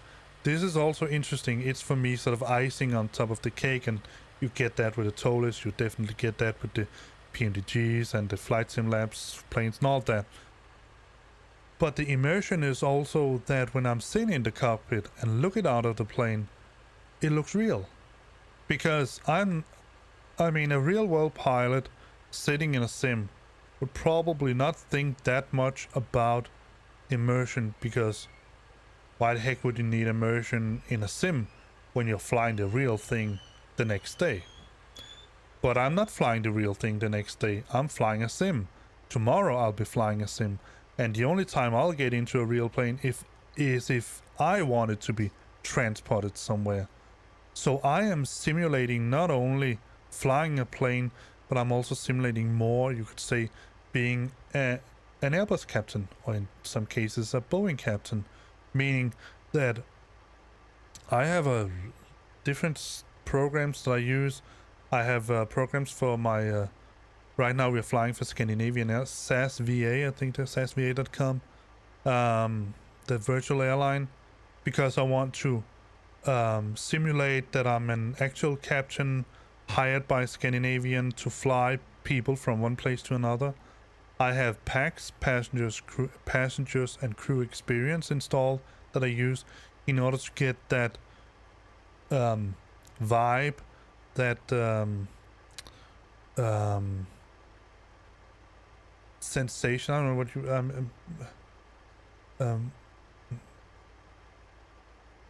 surroundings perhaps around that I can have. I mean, I can hear the passengers when they're boarding, I can hear the flight attendants give safety instructions when we are taxiing out. They are telling when they are preparing to serve lunch. When we pass the 10,000, tell people now you can use your electronic stuff, and tell them when the flight crew, i.e. me, has turned on or off the seat belts. And all of these things is something that I use on top of X-Plane, and for that matter also Microsoft Flight Sim, to emulate, to get that immersion into not just flying a plane and testing it out and doing all these things, but actually immersing myself in the role as a captain. And that's why when I take off, when I see the clouds, when I see the ground and all of that, I want to look out of the window and say, wow, this almost like I was there myself. But I'm not, because it's a sim, but that's the feeling I want to get. And for now, I have to say that there's nothing at all, under no circumstances, that surpasses Microsoft Flight Sim on that exact point. They are the king of the hill in that respect right now. What Microsoft Flight Sim is haunted by or mad by is that it is a relatively new sim, meaning that there's still a lot of kinks and bugs and problems and all of that they need to iron out, meaning that they change the code base a lot, meaning that the SDK, the development kit, will also change with the new code base. In the end, meaning that upcoming producers of planes will be just as much hindered by the complexity of making a study level plane as they are hindered by the fact that when they have made a solid code base for a plane, Microsoft and SASva might change something in the code base, meaning that they have to change that as well, introducing new bugs into the planes that need to get fixed. You get the point. That's what Microsoft Flight Sim is a problem right now. Problem that neither Prepared or X-Plane 11 has. X-Plane 12 might have some of these issues, but X-Plane 12 still builds on top of the very solid foundation that X-Plane 11 is. Microsoft Flight Sim has made something completely new, as far as I know, and that is pretty much the issue here. So I cannot recommend you switching to Prepared at this moment, depending on what you're flying right now. So if you're flying in Microsoft Flight Sim and you want to have more detailed aircrafts that are more study level than what Microsoft Flight Sim and fly-by-wire can give you, then if you look beyond the difference in price, the planes, the PMTGs are, I think it's about 120 to 130 or something like that dollars, with upgrades coming on top of that. Whereas the Tolis here, this one here, I think it's about $80 or something like that. And then if you want a Neo upgrade, that's about $30. So I mean, it's basically the same price, but you then get, with the first plane, you get 2 engine types. You get the CFMs, the old CFMs, and the IAEs. And then if you get the Neo upgrade, you get 3 extra plane types. You get the Neo, you get the Neo L, I think it's called, and then the Neo XLR, so different lengths, radii that they can fly, different distances that they can fly. The XLR can fly, the XLR, which is the one we have here, actually this very plane SAS bought that to fly from Copenhagen to Boston Airport. So basically, they can fly first-class passengers from Denmark to the United States. That's something you can get with the Neo mod. You get that kind of plane, three plane types, plus get 2 engine types. You get the CFM LEAP engines, and then you get the Pratt & Whitney 1100G or whatever they're called. So you get a lot of different stuff for one plane. As far as I know, if you buy one of the Flight Sim Labs A320s, you only get 1 engine type. I'm not sure you get 2, but then you can upgrade it obviously for more money. And also, depending on with prepared, whether you can get the student license or not, that is really going to make a big difference. For the student license is, as far as I remember, about $60, $50, somewhere around there, $55. Whereas the professional license, or not the professional, but the sort of the non-student license, but not the full professional, it's about 11, about 110, 120, somewhere around that dollars. So there's a really big price difference between prepared as a student license and prepared as non-student license. Whereas with X-Plane, the only 2 things you need to consider: are you going to use it professionally or not? If you're going to use it professionally, you need to get a professional license. Otherwise, you just get the X-Plane normal version. So it really comes down to sort of sorry for answering this question with a very long talk, but I guess it's really a very complex question that surprisingly enough in the end is going to be answered with depends on you, depends on what you want. So I can say this much: if you are not owning X-Plane 11, then if you have another FSX or Flight Sim 2020, something like that, besides the price differences, whether you select prepared or X-Plane 11, it's probably not going to be an extremely big difference, other than for prepared you can get these PMDG and Flight Sim Labs planes, and for the most part they are better than Soulless and Flight Factor. They just are. But they are also completely different kind of companies. PMGG is a big company with divisions of studios all around the world, selling both professionally and also, I mean, for enthusiasts like us. So these planes are obviously they're completely different breed. But in general, I would say that X-Plane 11 are prepared. Depends.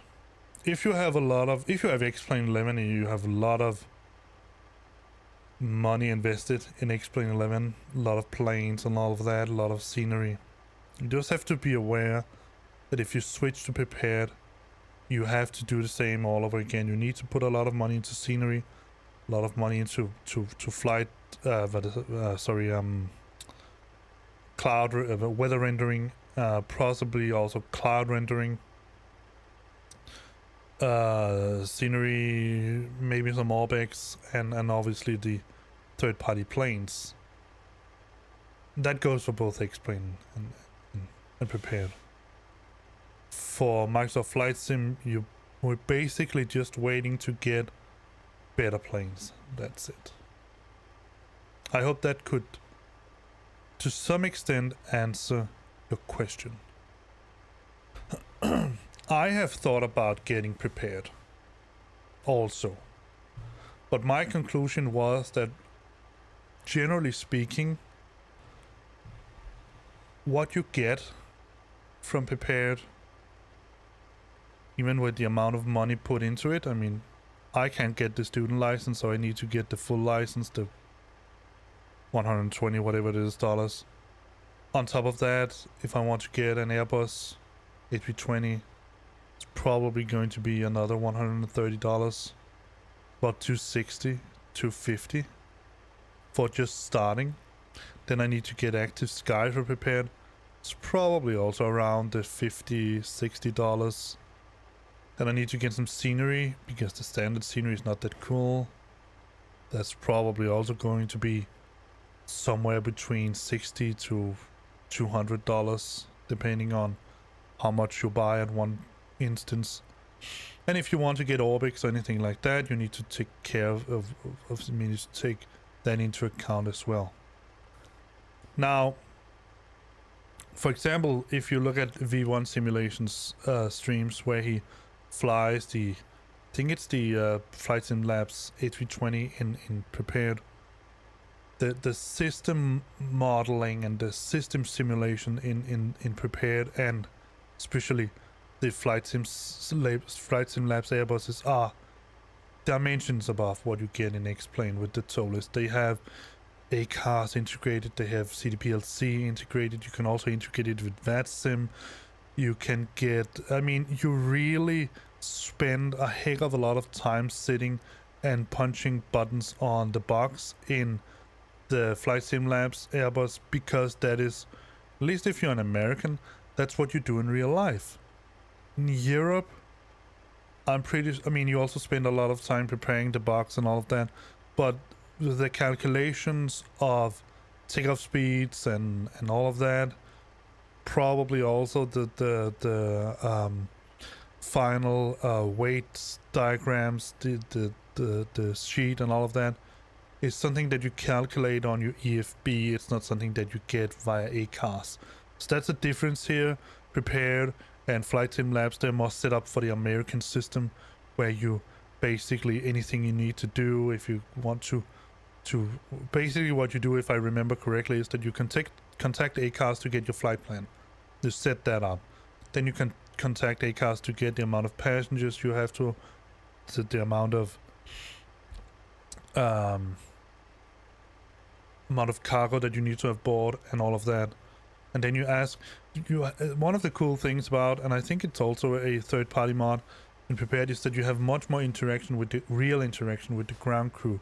Here my interaction with the ground crew is basically just this control widget here. I mean, it's okay, but there's no real connection between me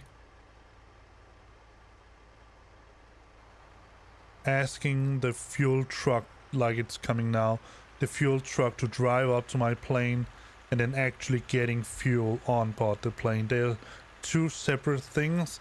The fuel truck is basically just a visual mod that shows that I'm getting refuel and nothing more, and I'm the only one that can see it in any case. Whereas in Prepared with I think it's a third-party mod, can I remember what it's called, you actually ask the fuel truck to refuel you. You have to wait for the truck to come. You have to wait the amount of time it takes to get refueled, and then the fuel truck will tell you it's finished or go away. And then you can continue with your programming of the box, meaning that you will tell your company your final numbers, the zero fuel weight that you have, probably how many passengers, how much fuel you have and all that. And then you'll get a final load sheet that tells you your zero fuel weight, center of gravity. You'll get performance calculations and all that sent via ACARS. And that's not something, as far as I know, that European pilots do. They calculate all of this stuff in the cockpit via the EFB. So yeah, again, I can only say, giving you advice on whether you should go for Prepared or not really depends on what you want with your flight simming and where you come from.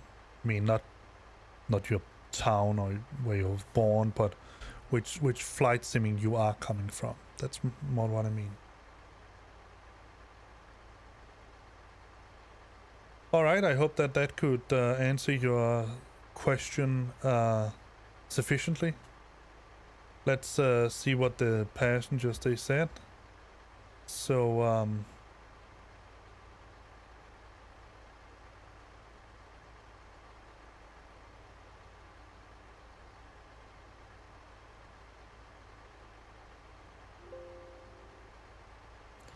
there was my flight rep. Tomorrow I think I'm going to, if we're going to fly from Milan back to Copenhagen, I think I'm going to show you how, just a second. I morgen skal du have mig, så. Hvad? Alright, no stream tomorrow apparently. So, but else I wanted to show you how I plan my flights with PFPX. Alright, let's see. We were moderately ahead of schedule. That's the notable event. So the landing was neither soft or hard. I guess that's good. And they are very happy. Are there anyone that are happy to leave the airplane? No, they say again they're totally telling their friends about Scandinavian. They'll be recommending me at work. Cool. And they're glad we're here early. That's also fine. Save it and close packs. Alright, so next time we're going to fly, might do a weekend stream then, since cannot do it tomorrow. But sort of in general, I would say that we're going to fly on Poscon again. We're going to test it out some more, see how it works. For now, at least, in my opinion. Like I said, I think that Poscon really has... They have a really strong foundation. What they need now is more people discovering this this platform here, because I think that they have something that does make them better than Vatsimorivau put together, actually. So yeah, let's continue testing it. I mean, like I said, there are some teething problems. You could hear that with our controller here. He has spent just as much time telling me what to do and asking me whether I could hear him properly, or whether I could receive messages on CDPLC or something like that. So there are some teething issues that needs to be ironed out, and obviously both pilots and controllers need to learn the new system and all of that. But in general, I'll say that the first flight here on Poscon, I am I'm happy. So yeah, I'll be back in 2 seconds.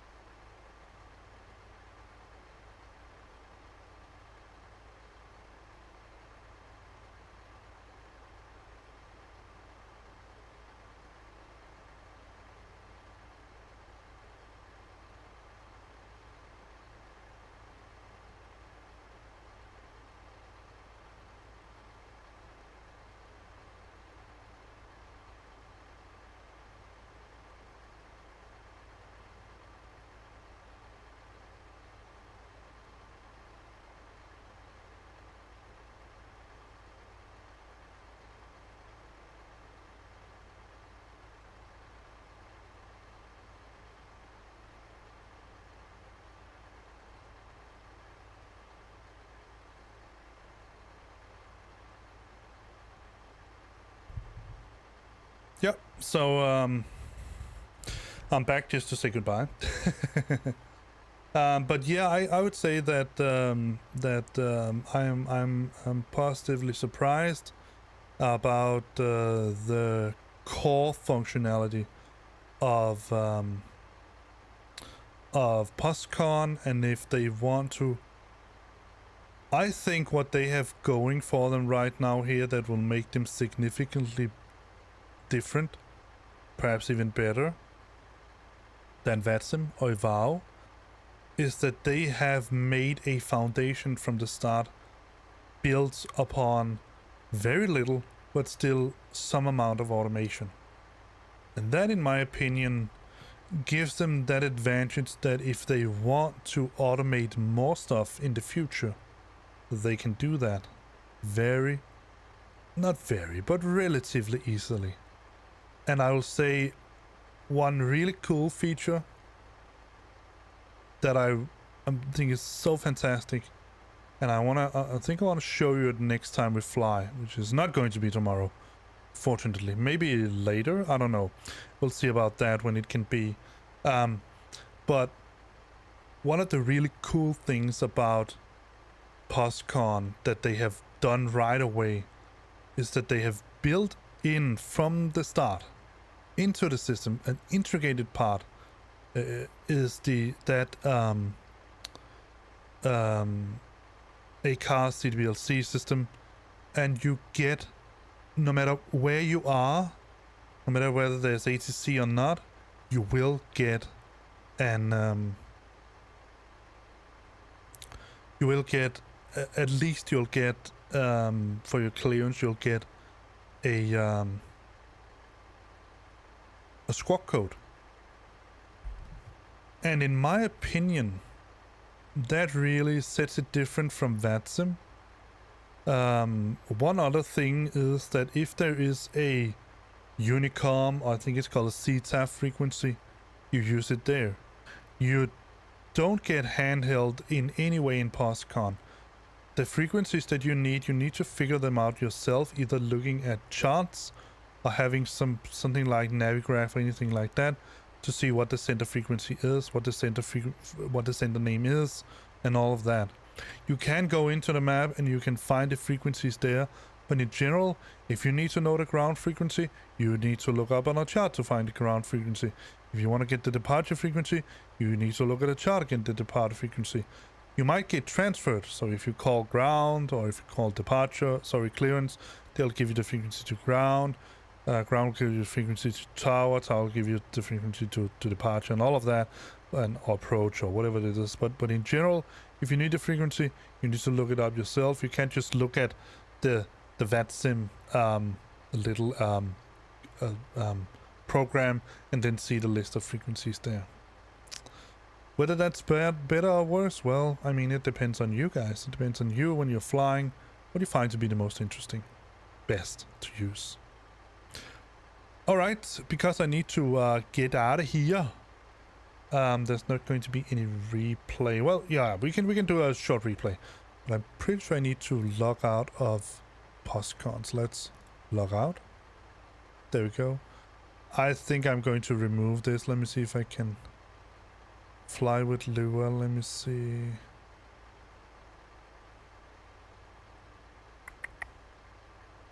I think I need to remove that script. I don't need the auto speed. But let's go into here and go to talk replay. And let's go back some time here. See exactly how I did my landing.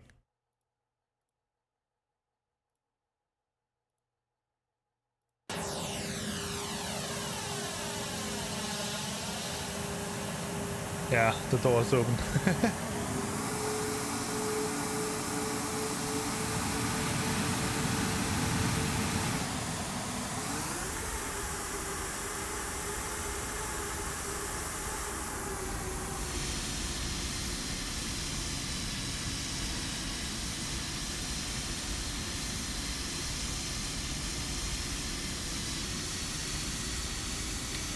Let's get some little couple of that's what I'm trying to say, a couple of landings in here.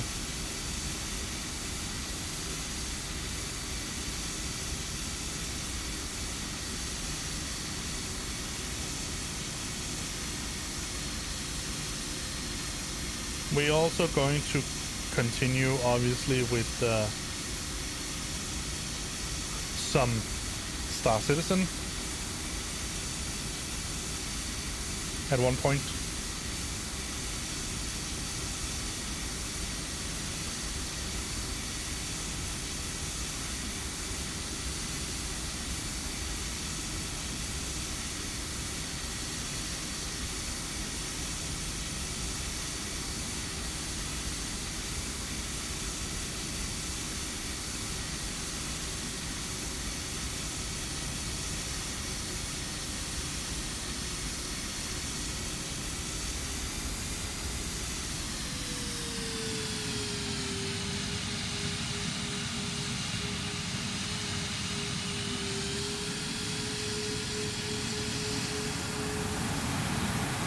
Take a look at from the side.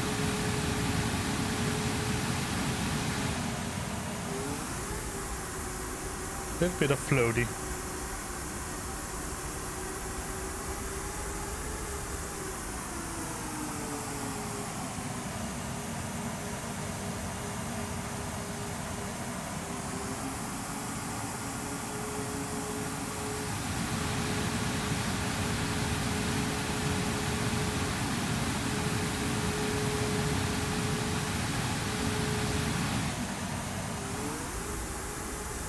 Try to get a slow-mo of the landing itself.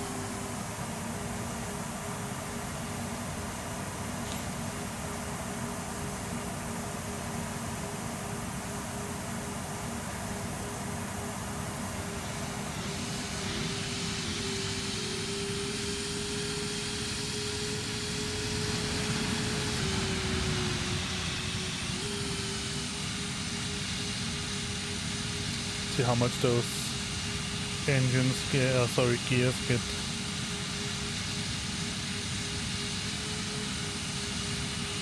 Yeah, not too bad.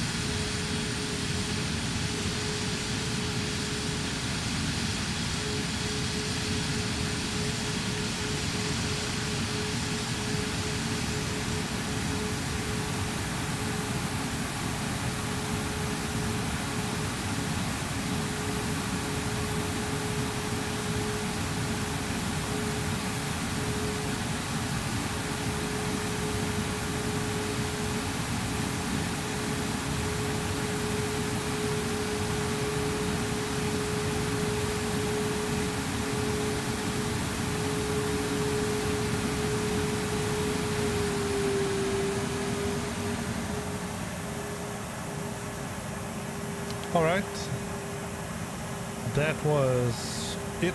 Let's get the final view from the tower, if we can get a good view from the tower. Nah. Yeah, let's see. Pretty sure the tower will be in the way. Yeah, unfortunately. And now there's no plane because we're looking through the tower. All right, let's try something else then. Let's go to, I think it's 2. I think it's this one. Yeah.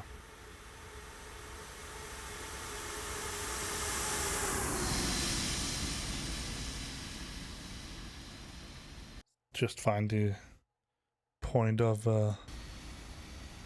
impact or whatever you want to call it. Should be around there. Let's go a little bit back. Yep, there. All right, so let's stand ourselves about here. All right, let's scroll back or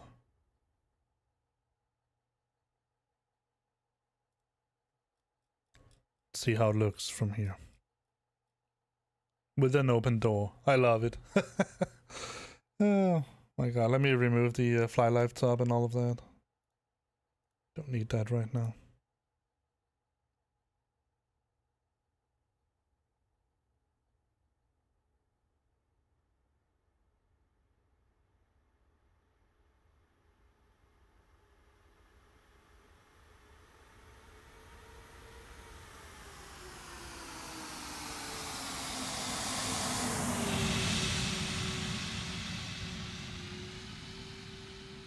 Alright guys, I know that some of you have subscribed to my channel or followed me on Twitch, and I'm extremely grateful for that. Thank you so freaking much.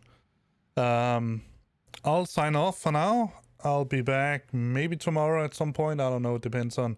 I'm going to the theater with my wife and our daughter, so I don't know when and how and where and all that, but we'll see. And obviously next week we have vacation. I mean, our kids have vacation, so I might have a little bit more time for streaming, or I may not. That really depends on what we're going to do. But in any case, I hope that you've enjoyed this stream here. If you're watching this on YouTube, whether it being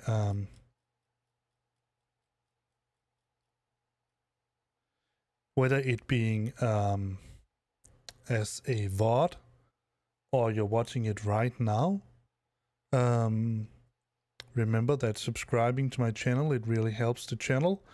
If you would like to be notified whenever I make a new stream or put out a new video and something like that, then subscribing is what you need to do. And also, obviously, if you like the video, then like it. If you dislike it, then dislike it. If you do dislike it, I would very much like if you put in just a little note in the comments what you think I could do better, so it becomes a little bit constructive. But in general, I would say it's the reaction that matters. If you're watching this on Twitch, then remember that I'm streaming almost every day. Except Tuesday. And sometimes I, for various reasons, cannot stream. But in general, I would say I stream Monday, Wednesday, Thursday, Friday. Sometimes I stream in the weekends, sometimes I don't. Depends on a lot of things, actually. And if you really would like to sort of know when I put out a new stream and you want to sort of be notified when I start streaming again, then you need to follow me on Twitch. If you follow me on Twitch, I would very much like, very much like that you be part of the stream, that you engage with in the chat and all of that. If you just want to watch some days, that's okay. I mean, it's not a demand. It's just the reason why I am streaming on Twitch is, well, for one, to get viewers. I guess that's what everybody does. And secondly, and most importantly, is to have interaction with the people that are watching my stream. That is my primary reason for streaming. And that is why I will continue streaming if I can get enough viewers that interact with me in the chat. Because I started out as a YouTuber and I'm still making videos for YouTube. And the reason why I went over to streaming instead was exactly because I wanted to have some more interaction with the people watching. The only way to get interaction with the people watching is if said people interact with me on the chat. So it's very simple. So I hope that you will do that. Consider coming back and seeing some more. We're going to play some Star Citizen. We're going to play some fly some X-plane. We're going to drive Euro truck, an American truck. We're going to do some farming in farms, and we're going to do different things at different times. Right now, I'm getting back into Star Citizen, checking out the new patch, see what it can offer, see what it cannot offer, all of that. Some of the issues that we also have in the patch, we're going to shed a little bit of light on that. So yeah. So there's nothing more for me to say than stay safe out there and enjoy the rest of your day. I'm going to pick up my daughter from daycare in a little while, and then I will relax until it's time to make some dinner. All right. See you around. Bye-bye.